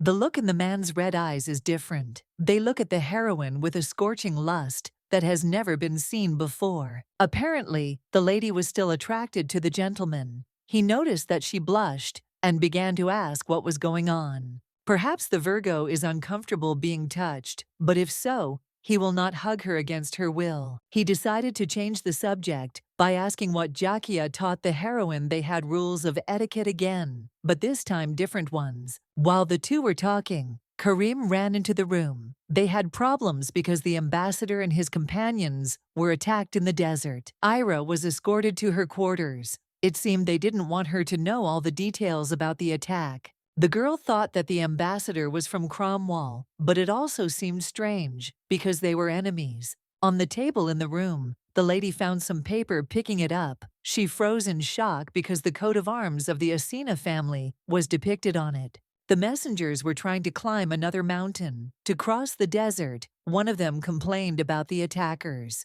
Pisian was never a peaceful place. Some were against friendly relations, but it seemed that they would not attack. The head of the Astadai family, Ian Tyrann, listened as his assistant complained and wished to go back to Cromwell. They were attacked, but that doesn't mean everything will end well. In the midst of all the chaos, they could still be caught up with.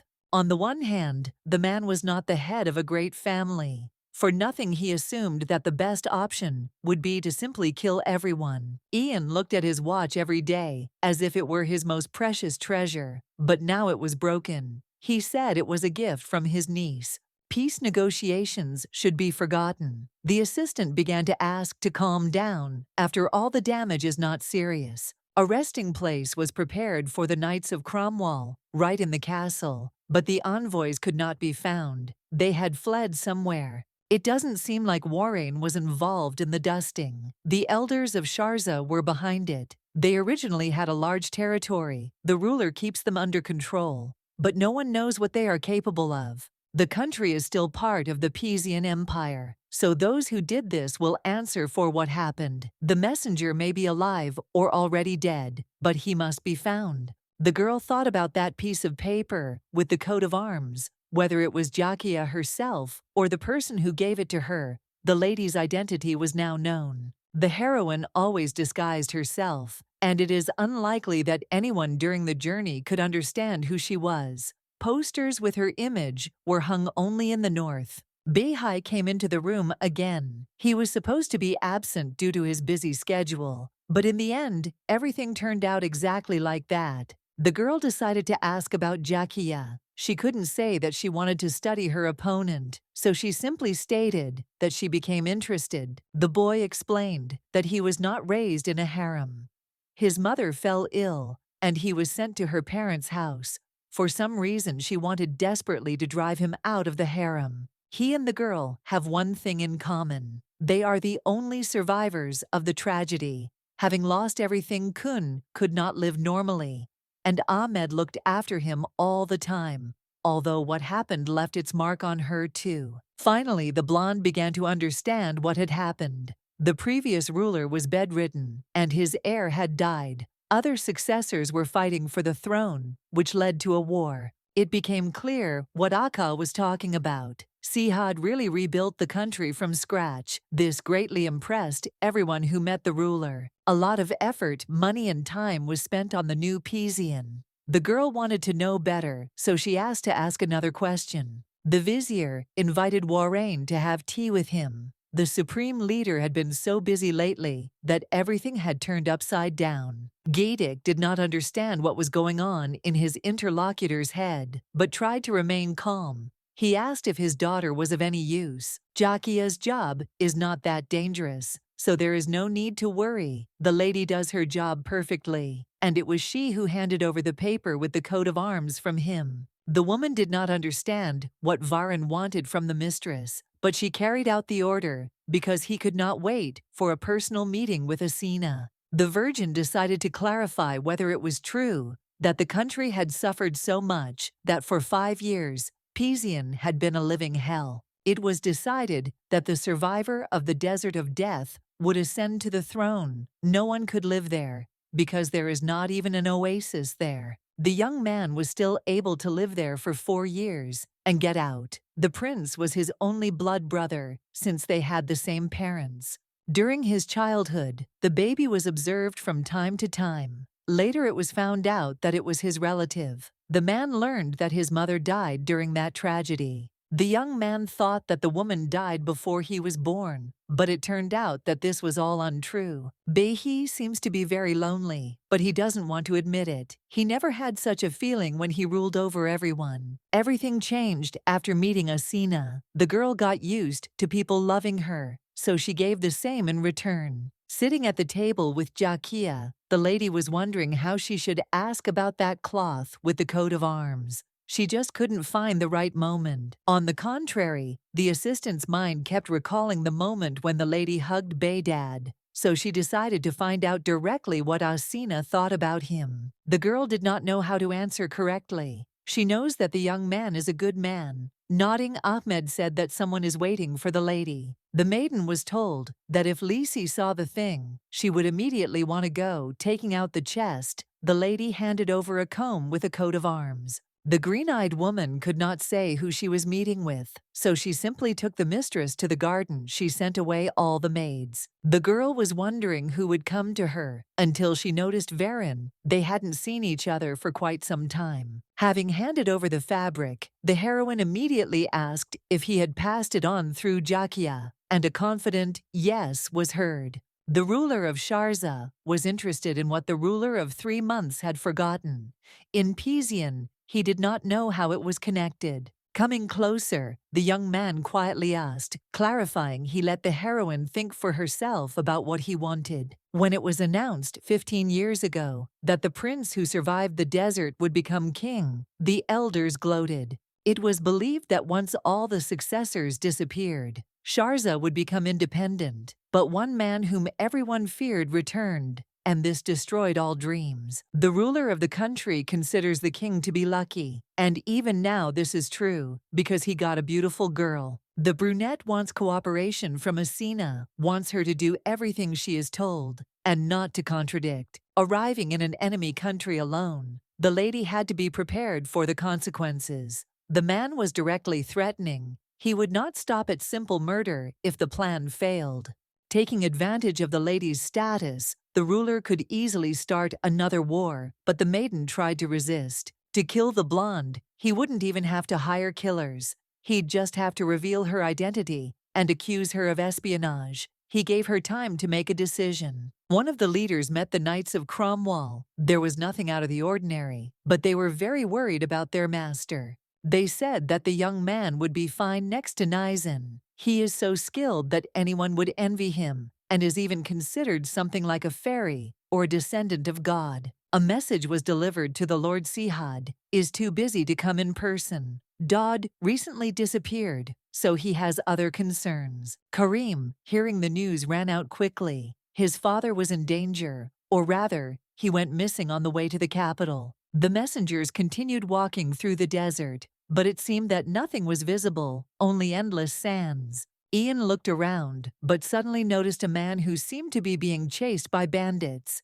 He and Nizam decided to help. Astadia reported that they had saved the stranger, as they themselves were going to Pizian. They were messengers, and they too were attacked. Ian decided to find out the name of the person they met on the road, and it turned out that it was the ruler of Muscat. Dodd Warren was in his room when Akka came running to him, asking if his master knew that the elders were going to attack the messenger. Blue Eyes knew about everything, and even heard that the one who arrived from Cromwell was a big shot there. Duke Estatius was not to be underestimated, but Varen didn't understand what that had to do with him. The gentleman seemed not to understand the whole situation, and acted as if he didn't care how many times that week he started drinking. Akka quickly realized that the whole problem was in Asin. He wanted to ask something else, but the blue-eyed man did not want to continue the conversation. Last night, Ira couldn't sleep a wink. Varen was up to something, but it was almost impossible to read his thoughts. The maiden couldn't ask for help. Outside the palace, she was being watched. The maids noticed that something was wrong, so they asked if the girl was having nightmares. Sihad was busy all day and would not be able to visit her.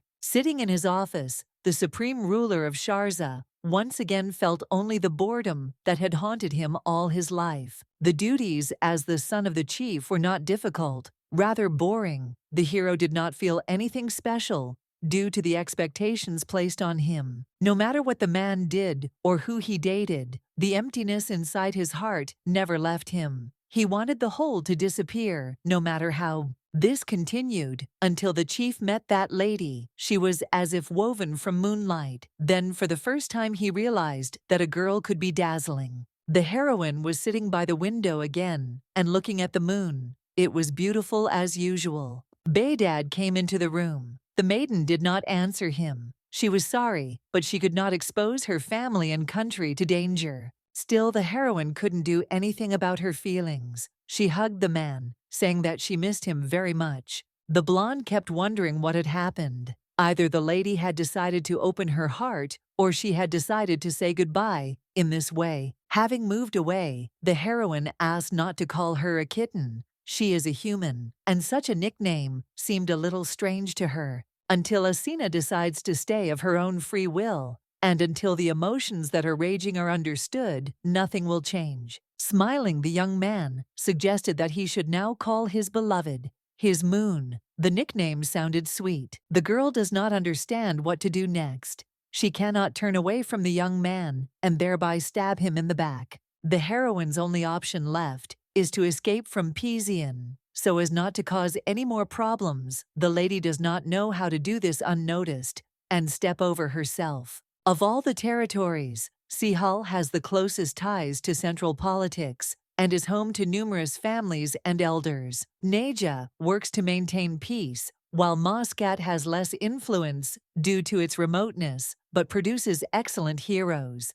Jakia was telling Pizian's story when she noticed that Asina was depressed. Again, she suggested that they go for a walk. The banquet had been going on for several days. Already, the heroine did not quite understand the meaning, because Cromwell's envoy had recently disappeared. Nazir was asked if he trusts Ira, with whom he spends almost all his time. In fact, he understands that he has doubts. Sihad is almost a god whom the whole nation has been waiting for a long time. And when he hesitates, because of Asina, it becomes uneasy. The chamberlain was sure that the king would soon get tired of the lady anyway, but Nazir interrupted, saying that the gentleman had used his divine powers for her. When the lady returned back to her chambers, Iman was already there. He said that he just came to talk, but even so, he was lying. While the festival was going on, it was assumed that the maiden was bored, and they arranged a feast to thank Sihad for not abandoning his people. We are talking about a trip to Ismail. This place is located within Pizian, but no one knows the exact location. When a man goes on a trip, a drought and many other troubles come to the kingdom, and the inhabitants eagerly await the king's return.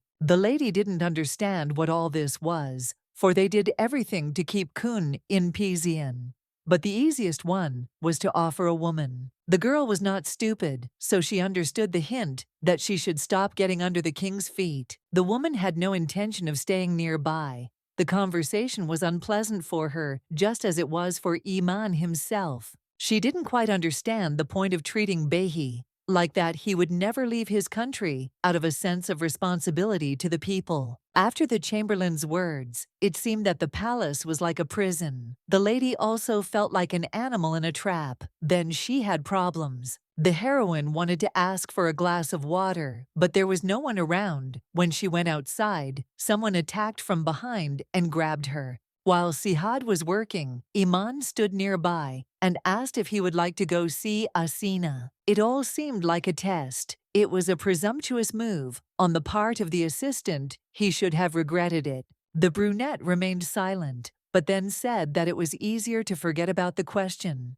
Since he had already received the answer, the servant bowed and left. Nazir recently offered to send a few people to the north and said that it would be easy to find out Asina's identity, but the young man refused. The blonde opened her eyes, realizing that her hands and feet were tied. She scolded herself for not seeing her attacker. When the bag was removed from his face, Varan appeared before his eyes. They were in one of the rooms of the harem, which was empty. The young man did not want to do exactly that, but the lady was the first to disown him. Earlier, the blonde refused to date him. For some reason, everything led to that night, when the moonlight illuminated the new hair color. The hero wanted to know why the lady changed her appearance. The blonde is not obliged to answer, but no one would trust someone who has a whole bunch of different secrets. The man asks to go to him. The situation is not such that he can refuse, but he also doesn't want to follow the instructions.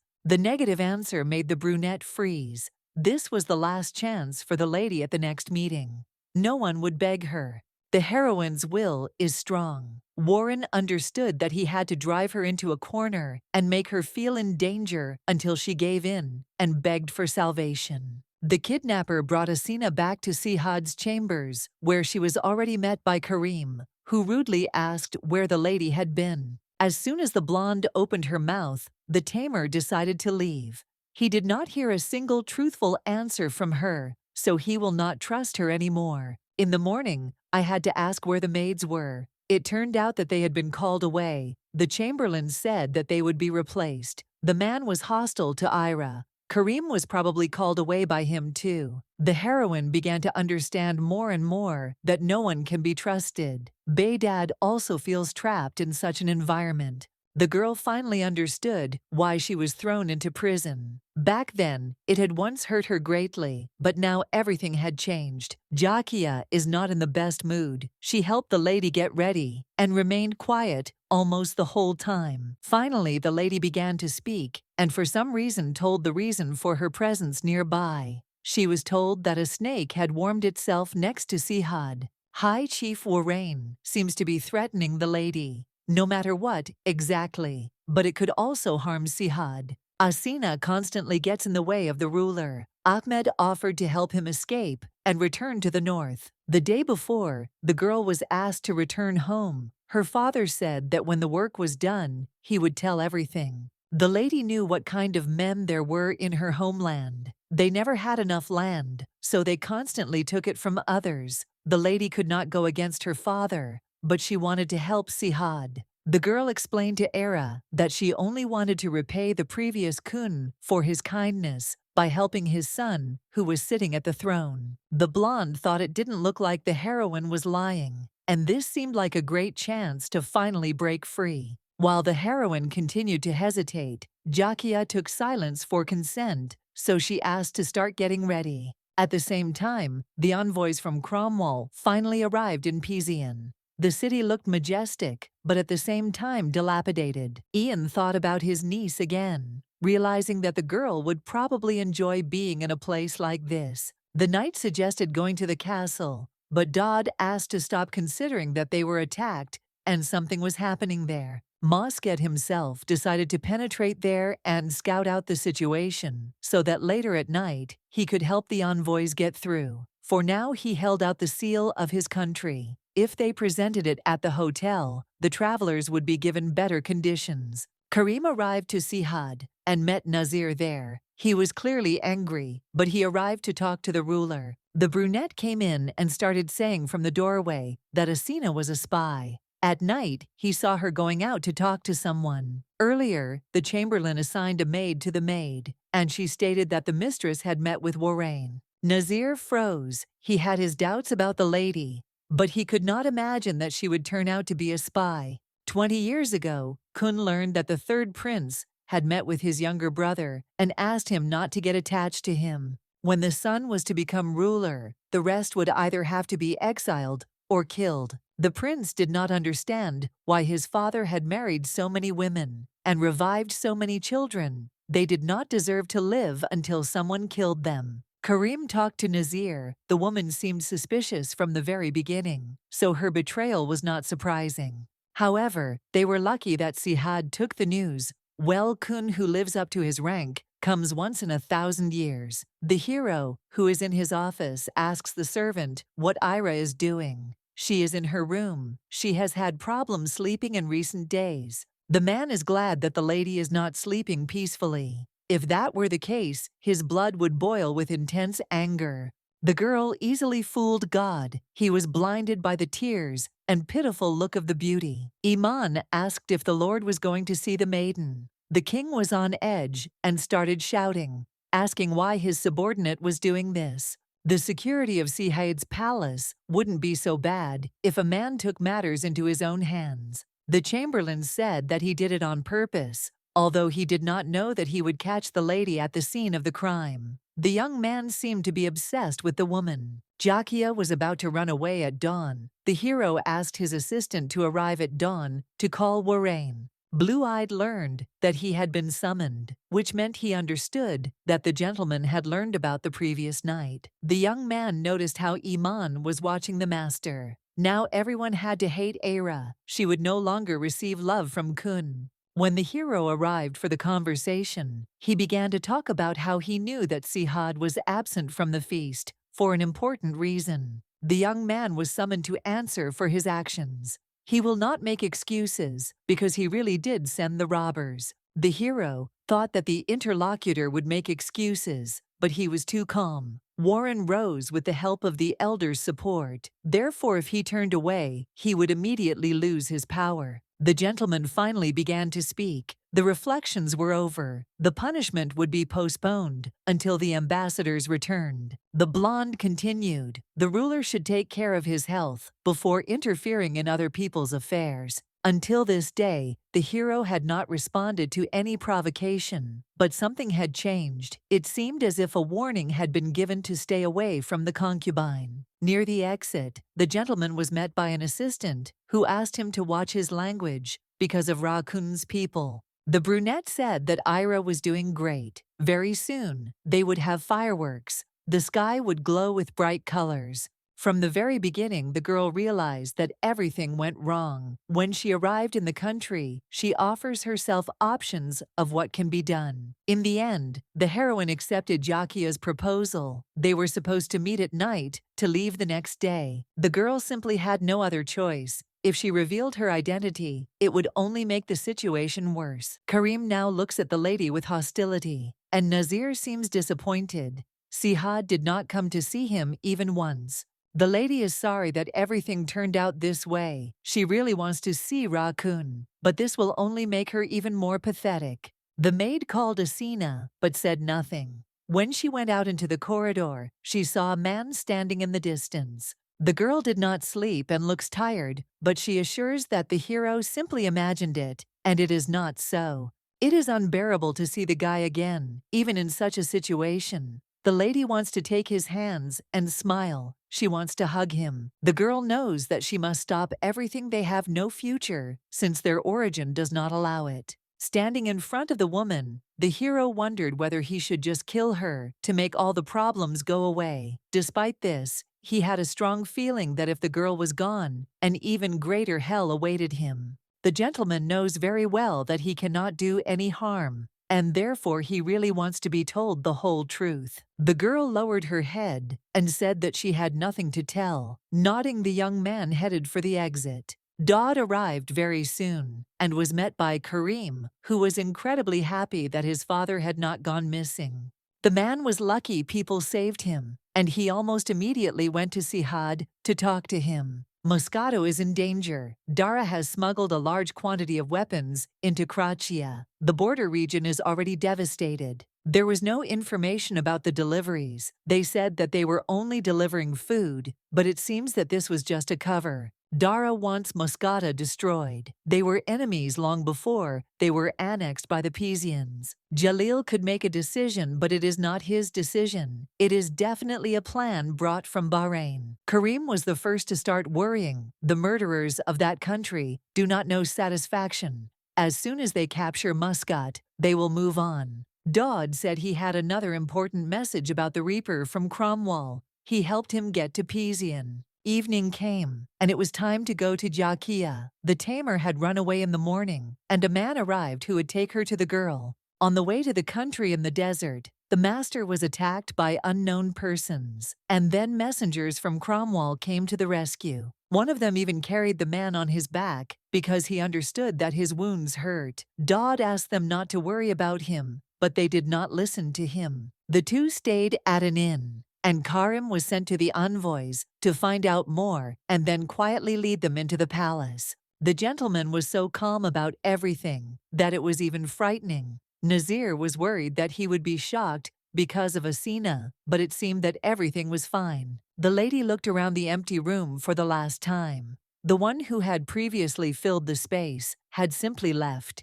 Jakia pointed to the cart that was already ready. They were at the place that was intended for high-ranking officials. The lady looked at the outstretched hand. She understood that if she agreed, she would be able to let go of all the hardships that had tormented her for so long. The girl found it harder to breathe. She knew that in the future, if she remembered Baydad, it would mean nothing to her. Finally, the lady began to understand that she could not leave everything just like that. She asked for forgiveness from Jakia. She was sorry that everything turned out this way. When Ahmed was younger, she confessed her feelings to Sihad. He told her to stop, but she couldn't, and later confessed again. There was no place for her in his heart, but it was easy to find one for Asina. The maiden was eager to get back to her chambers. She knew that if she ignored the fact that Behi was dangerous, she would regret it greatly. Sihad was already in the room. It didn't take long to realize that Asina had escaped,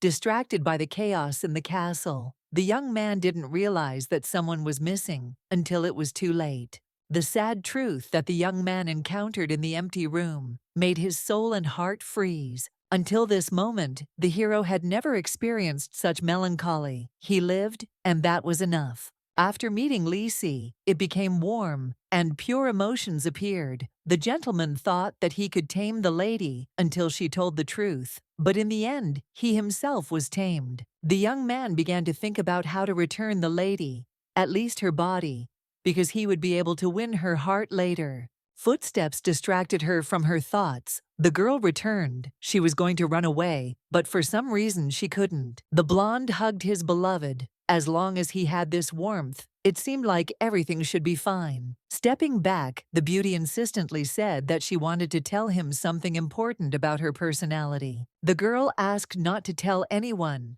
and said that her last name was de Velden. She was the only princess of Cromwell. The man arrived to apologize for the inconvenience he had caused the envoy. Ian, smiling nervously, asked when he could enter the castle. The escorts from Cromwell will arrive in Pizian. Soon Karim reported that it will be possible to enter with them. The girl woke up and realized that Behi was not there, just like the maids. The young man was willing to wait as long as it took, just so that de Velden would trust him. Something was found on the wrist, and upon looking, the lady realized that it was a beautiful bracelet that was put on her. The beauty of the piece was so mesmerizing that it could have hypnotized you if you continued looking. Noor returned to the estate. She heard that because of the lady and her request, freedom was granted, so the first thing she does is thank. The heroine didn't want to impose herself from the moment she returned, but she wanted to ask something. It was more of a favor.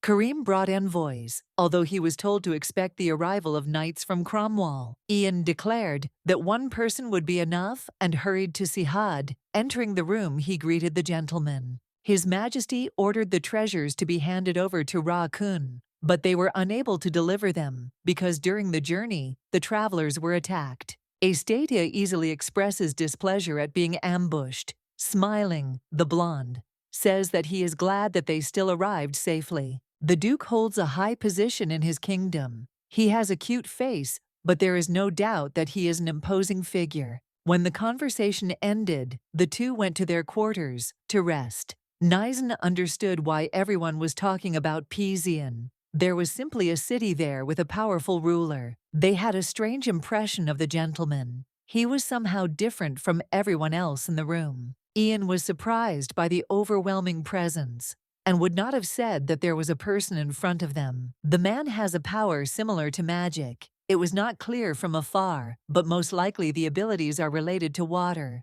When the lady asked Noor for a favor, she wanted to know about all the internal affairs of the palace. The heroine was asked why, and she made a drama. She doesn't know anyone in Pizian. However, when the new Ira comes, the situation will be even more under threat. After the lady decided to stay in Pizian a little longer, her confused thoughts began to clear up. Jakia left the palace to seek refuge. The vizier was very greedy, and if a man like him sent his daughter away to use her, he was clearly up to something. The heroine wanted to find a solution. She had knowledge about the northern continent that the locals did not have. On the way to the castle, the maiden ran into Warrain. It seemed to him that the lady should run away. Lady Jakia's movements were clear as day, so everything was known in advance. Bending down, the blue-eyed man asked why the beauty stayed. He knows that she had no reason to do so. Virgo decided to become Ira for Kun. But a man who has everything cannot be content with one lady. The mysterious aura that the hero felt around the lady disappeared, but she still attracted him. The brunette wasn't going to tell them what he wanted, because no one would listen to him anyway. It was as if he was playing some kind of game. Threats no longer worked on Asina, but Warrain was not sure that Sihad really trusted her as she thought. Very soon, Develden will be convinced that Behdad is not worth trusting, even if he now seems good and attentive. A rough voice was heard from behind, calling his name. Sihad ordered the ruler to leave. They had nothing to talk about in any case. The girl almost begged to be believed. She did not want to seem suspicious. The maid was not nearby either, because she had been sent on an errand. The blonde was the one who put Nur back with Ira. He thought that if there was someone nearby with whom she could get closer, it would be easier to settle in.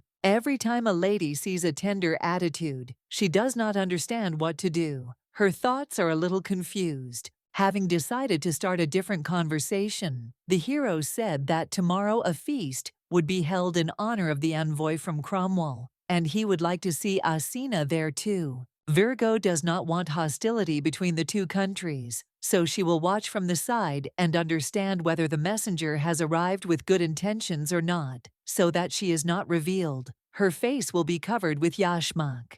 Still, he had to agree, and stroking the girl on the head, Behdad promised that he would return in the morning. Devilden fell under his influence again. The two got ready and headed to the meeting place, Nizan asking questions because he still didn't understand why the emperor was trying to improve relations with Pizian. Astatia didn't understand either. He didn't care about the relationship as long as there was no war. The land has a strange energy. It all seems far-fetched, but it feels like something is desperately trying to save the lands of Pizian. Asina had been getting ready since the morning to finally go to the feast.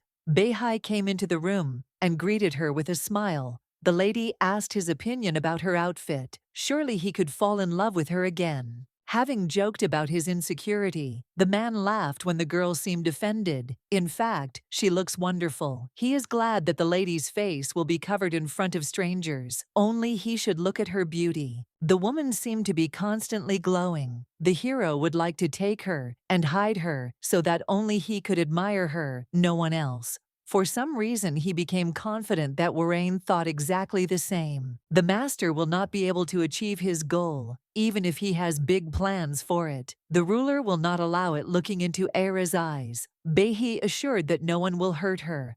As long as she is next to him, she will be protected. All the necessary people had already gathered in the hall. Lord Vika had not yet arrived. Nazir was worried because, given his advanced age and what he had said before, it was impossible to feel worried. All this was extremely strange. Just recently, the gentleman said that he needed to convey something to Sihad, but only in person, not when there were other people around. It was probably related to his fast or some other details. The High Chief of Sharza was the first to approach the arriving envoys to greet them. Akka warned the man not to joke with the Duke, as it could turn out very badly. The young man turned out to be much younger than Varen. Thought there was a strange aura around him. The hero looked very similar to Develden. I would like to ask him directly, but it was already clear that nothing would come of it. Finally, Sihad's arrival was announced. The main doors opened.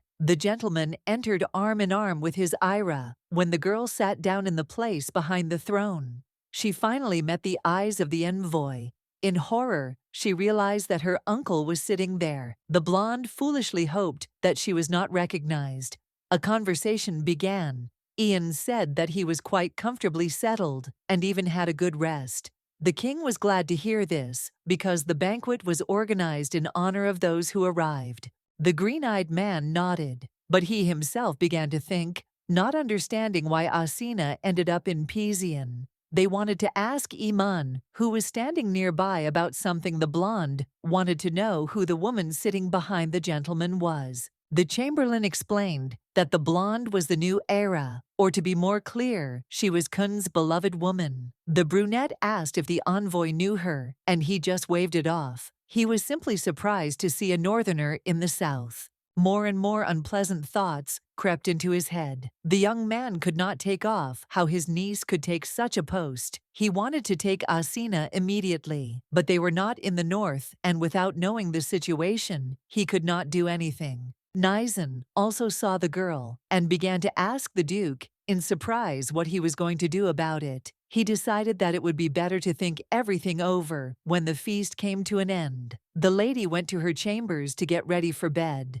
Initially, the blonde was surprised that Cromwell had sent an envoy at all, but the situation became even worse when it turned out that Ian was there. Of all the aristocrats, it was him. The king knew what he was doing when he sent the best of the best. The beauty understood that she should first check everything, and after she was sure, make plans. She told Noor that she would be leaving. She did not immediately understand because it was already dark and dangerous outside. Considering the escapes that were always happening, the lady could not blame the maid for her mistrust, so she asked to just leave her for a while. She needed to be alone. Nothing more. Smiling, she tried to somehow change the situation. The maids asked to call if anything was needed. The woman closed the door tighter and went to the window. She ordered whoever was hiding there to show themselves.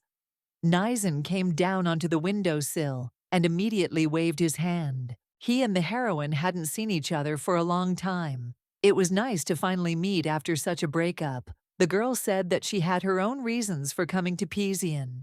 He offers to go because Ian is already waiting. The blonde shrugged her shoulders because the glass was closed. The young man grinned and asked to wait. He leaned over sharply and broke the window glass. Horror appeared on Asina's face, and immediately the screams of the maids were heard, who began to call the lady, not understanding what kind of noise was in her room. The blonde took advantage of the moment. They should have run quickly so that nothing happened, because then they could have been seen. The heroine could not believe that she was behaving like this. She knew that later she would have big troubles. To avoid this, she stopped abruptly. De Velden is indeed happy to see her uncle and the knight after a long time, but she has her own reasons for staying in the manor instead of going with them. The lady asked to carefully convey the news to Estatius, as if he did not know his niece.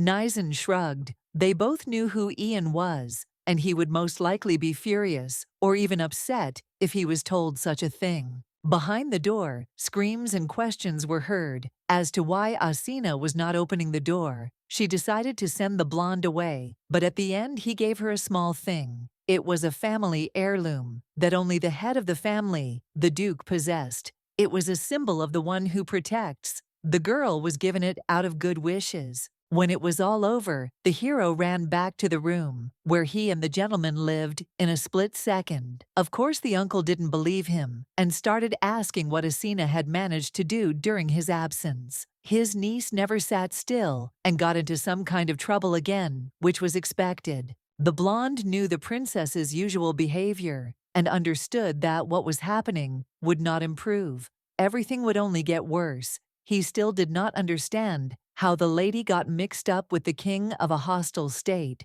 which was also located in the south. Pizian is not a place where you can be calm. No matter what happens, Asina will never reveal her identity for fear of casting a shadow of shame on her great family. Unless she is in an unfamiliar place, for some reason, it only means that she is trying to figure things out on her own. She can do a lot on her own. Moreover, Pizian is not in the best position now. Ian thought for a long time and decided to first listen to the beauty's version of events. Iman almost immediately reported to Sihad that someone had broken into Ira's bedroom. The heroine was escorted to the harem so that she would be safe there. Asina said that the window had broken from the wind. This is literally but the most unrealistic reason. Karim arrived in the room. He asked for forgiveness for interrupting Sihad. The gentleman had to give him permission to go to Muscat. Not understanding the reason, the blonde asked a few leading questions.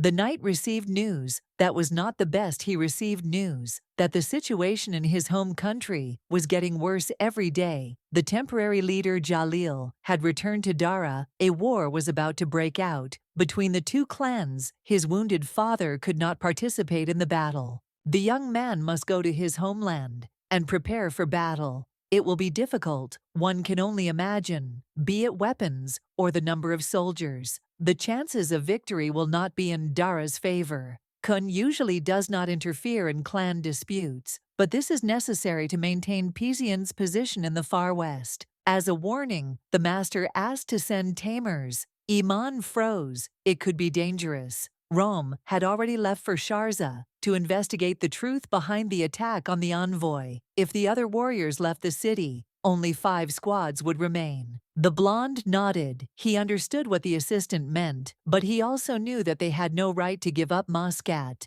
and without help, they would definitely capture it. The most important thing was to maintain the balance in the country, so that it would not fall apart again. The girl walked around the palace, enjoying the pleasant air. After the feast, she still had no chance to talk to Behi. The man was very busy all the time, and Asina was also distracted by Ian and this whole problem with talking. The lady put a neat earring on her ear. She took the thing, but did not understand what the point was, because she had already entered the harem a long time ago. And now that the heroine knows about the master's past, the place also looks completely different. Having examined the harem on her own, the lady did not understand why there was such a past here. She could not believe that the third prince really killed all the people who once lived on the territory. The moon was shining very brightly again. It was noticeable and pleasant. The girl looked at the sky and did not notice how a man landed next to her. Ian smiled immediately, asking what his niece was doing in Pizian. They had not seen each other for a very long time, so the heroine almost immediately hugged her uncle, still not answering the question. Asina pulled away and immediately began to reproach him. She asked him to pretend that the man didn't know her, but he didn't listen. After all, he liked the idea of sneaking in secretly so that no one would see. After all, this could have been enough to catch him, but nothing happened. Estati wanted to know the reason all this time. The lady remained silent, not revealing her secrets. She avoids her family and at the same time continues to lie, pretending that she arrived in the enemy country just for rest. Although this is not at all the case, the smile was still on her face, but at the same time, Asina felt the terrible pressure of the Duke. He directly asked how she became Kun's beloved woman. The blonde froze and nodded slightly, but didn't know how to explain everything. The story turned out to be too long, and the young man didn't ask questions about it, but decided to ask what the woman was going to do next. Asina started screaming that she had only come to find out something, telling her uncle that she had fallen in love with the king of a hostile state would be almost fatal. He should not know the whole truth, so she had to lie again. In any case, Ian would have to leave sooner or later, just to avoid making the girl doubt all of this. Asina still couldn't tell him about her reasons for being in the harem. In the midst of the conversation, Sihaid's menacing voice was heard. He came out of the corridor, asking what was going on. The girl tried to explain that she didn't mean anything, but they didn't listen to her, but grabbed her by the hand and dragged her to the exit. The girl did not understand where they were taking her and what to do next, leaving the girl behind the column. The blonde man in a menacing voice noted that the girl almost always finds a way to exceed the man's expectations each time she throws out some new trick. The day before, they had broken into the house, so the chief was very worried. What the hero had encountered made him feel afraid. Coming out of the shadows, he watched as his woman ran toward someone else, shouting joyfully that they had not seen each other for a long time. The young man had a vague idea of what had happened. He still didn't know the woman's full story before they met, even when the lady was in his arms. He couldn't stop being nervous, not knowing at what moment it would all disappear. The hero had no one who was dear to him, but unlike him, the beauty had many close people in the north. The gentle look and relaxed movements in the company of that man proved this, once again making her believe in reality. When the woman said that she would stay in the country, only to find out something, the hero felt pain in his chest. He believed that the lady was finally in his arms, but he was mistaken. He decided to show how long he had restrained himself in the company of his beloved. The girl felt that she couldn't breathe. Because of the persistent kiss, all the emotions were transmitted through the lips. and tongue. He was trying to say something. It seemed to become clear what was meant having let go. The young man would no longer be able to stop, but nevertheless, this is not considered right. Someone is coming towards them, so they have to stop. Ian appeared in the corridor. They shouted at him that he had no right to enter the harem. The hero came because he felt the need. Holding out his hand, he ordered Asina to come to him so that everything would be fine and she would be safe. Sihad rudely asked who Astatya was to interfere in the affairs of a couple. He assumed that the man was the woman's lover, but he, without thinking twice, declared that Asina, who was standing to the side, was his precious niece, and a deathly silence hung in the corridor. Quickly, to fix the situation, the lady asked to calm down and listen to her. After the uncle heard the whole situation, in the morning, he wanted to know even more and was furious about what was happening. It just did not fit in his head. The young man had no intention of helping the girl and even refused to give her money. He sat down and exhaled with displeasure because he didn't know what to do in such a situation. Ian is the Grand Duke, the one who is close to the girl. Although he is the younger brother of Mother Asina, he is not much older than his niece. So they grew up like brother and sister. They developed a special relationship that could not be broken. Nizan, who approached the gentleman, asked what they were going to do next. The whole situation had become complicated, and this was rather an understatement. The blonde said that he needed to go and sort everything out before it was too late. Getting up from his seat, the Duke announced that he intended to go and resolve the problem with the King of Pisian. He knew that he had no choice, in any case, since he could not leave his niece alone in an enemy country. The table was set in the office. Behind the gentleman stood Nazir, who had to be present according to the law. Sitting there, Sihad began to understand more.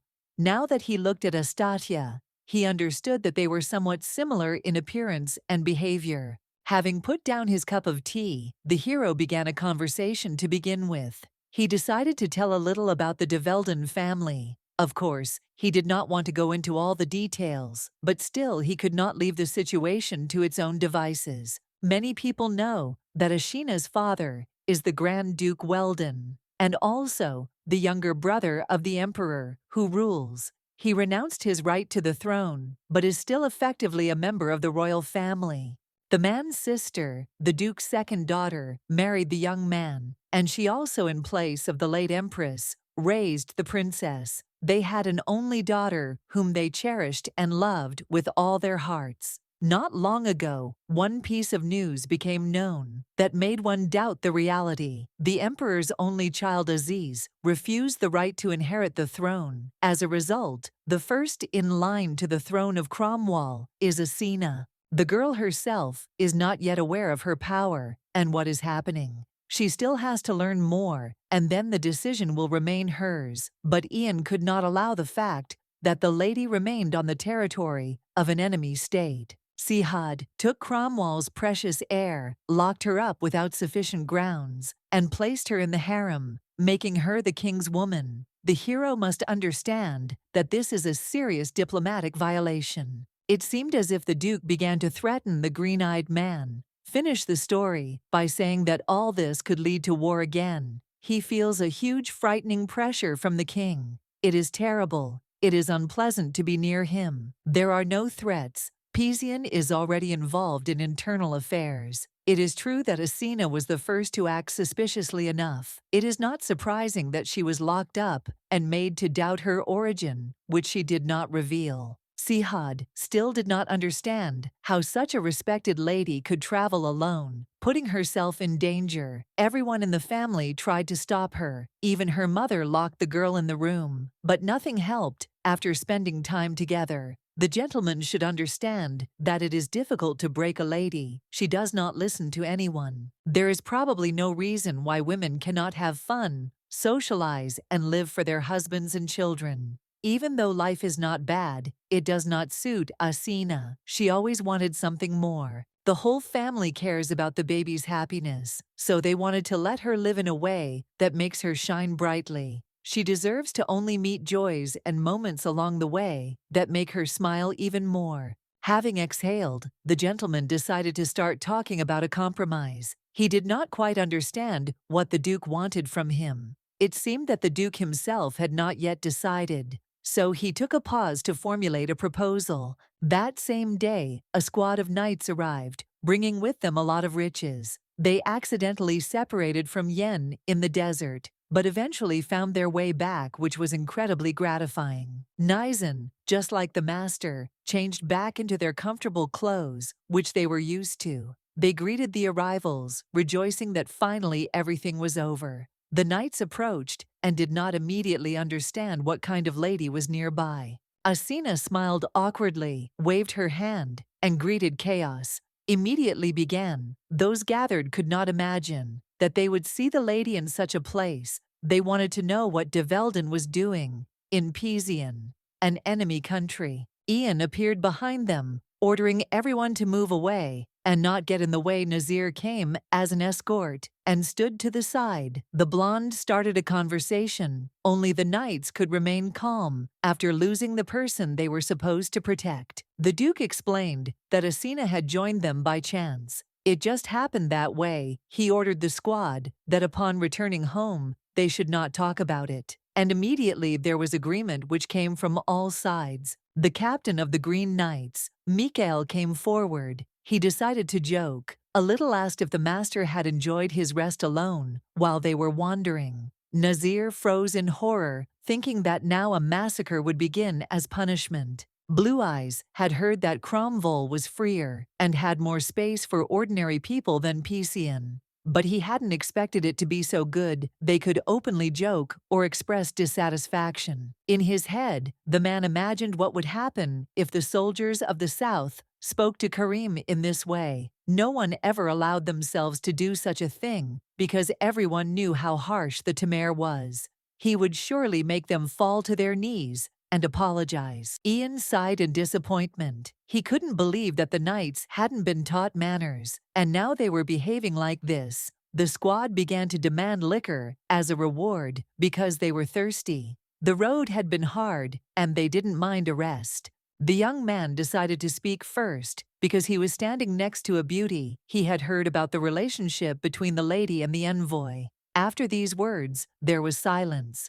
Something happened again, and Nazir still did not want to talk to the girl. With her eyes downcast, the girl asked to keep her identity a secret. She lied that she was not from Cromwell, and as a result, there was a misunderstanding. Something she did not want. Most importantly, she understands that she did not want to harm anyone. The hero nodded. He couldn't control himself. In the end, he understood everything the lady must have wanted to avoid the shame that could fall on the country and family. The girl just wanted to protect herself and everyone else. Messenger Yen spoke with Sihad. They arranged a meeting and drank for hours, discussing what was happening. The king said that he would make amends when he heard the truth.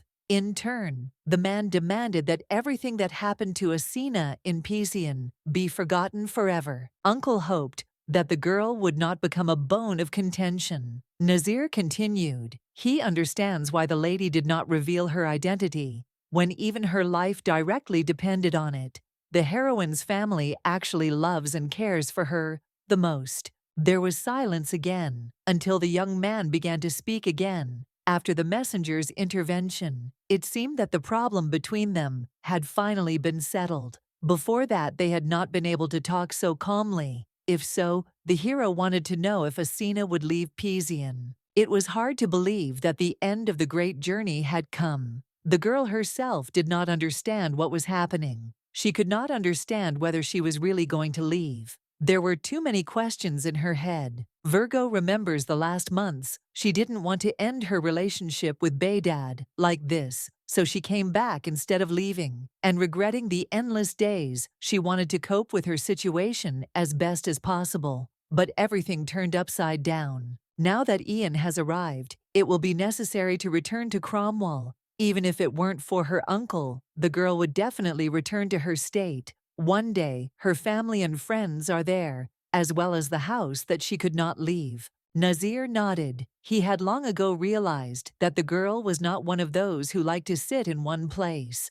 Lady Asina was right in what she said, but perhaps it would be more difficult for her because it was already too late. At the same time, Warrain was preparing to carry out his plan. The arrow had already been released. Pizian will soon be plunged into ruin, and there will be nothing. The master has information that Dodd is in the palace. It is finally time for another ruler to act. He knows that he will wipe Muscat off the face of the earth. The main leader also decided to go. He has his own task, and if he does not complete the mission, their plan will not be fulfilled. They got ready and went. There is not much time left. They need to think about what to do next. In the morning, Dodd came to Sihad. He was worried and looked like he had learned something terrible. He had heard that Jalil had recently returned to Dara. The war had finally begun. They would not wait any longer. The blonde nodded. He would allow the tamers to help him in the country. The hero does not trust one of the rulers, even if he really wanted to, because of the support of Varane.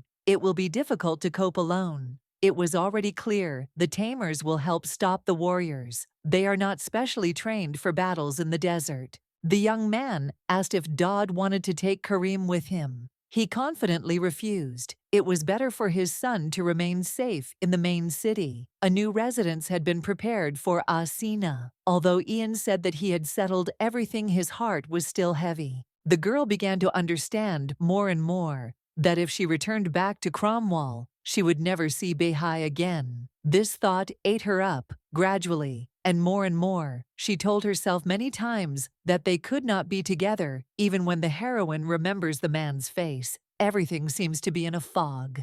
No matter how many times the blonde tried to get the guy out of her head, she just couldn't. As she was passing by, the lady stopped because she saw something interesting. Noor immediately explained that in front of them was a fresco depicting the myth of the founding of the empire. The heroine heard that a man named Sihad Kun brought water to the arid lands of Pizian and turned them into abundant ones. Next to the head, there is a small boy with white hair. He seems familiar. Besides the two, the fresco depicted the ruler's woman. Once upon a time, she led Sharza listening. The lady suddenly thought she noticed that it was too quiet around. This was not Sihad's palace or his harem, so it was strange that the servants were not visible at all. The heroine had a feeling that something was wrong again. Asina grabbed Noor by the hand so that they could run away quickly and had already opened the door, but did not notice that Varine was standing there, his eyes glowing with a crazy light, one that did not bode well.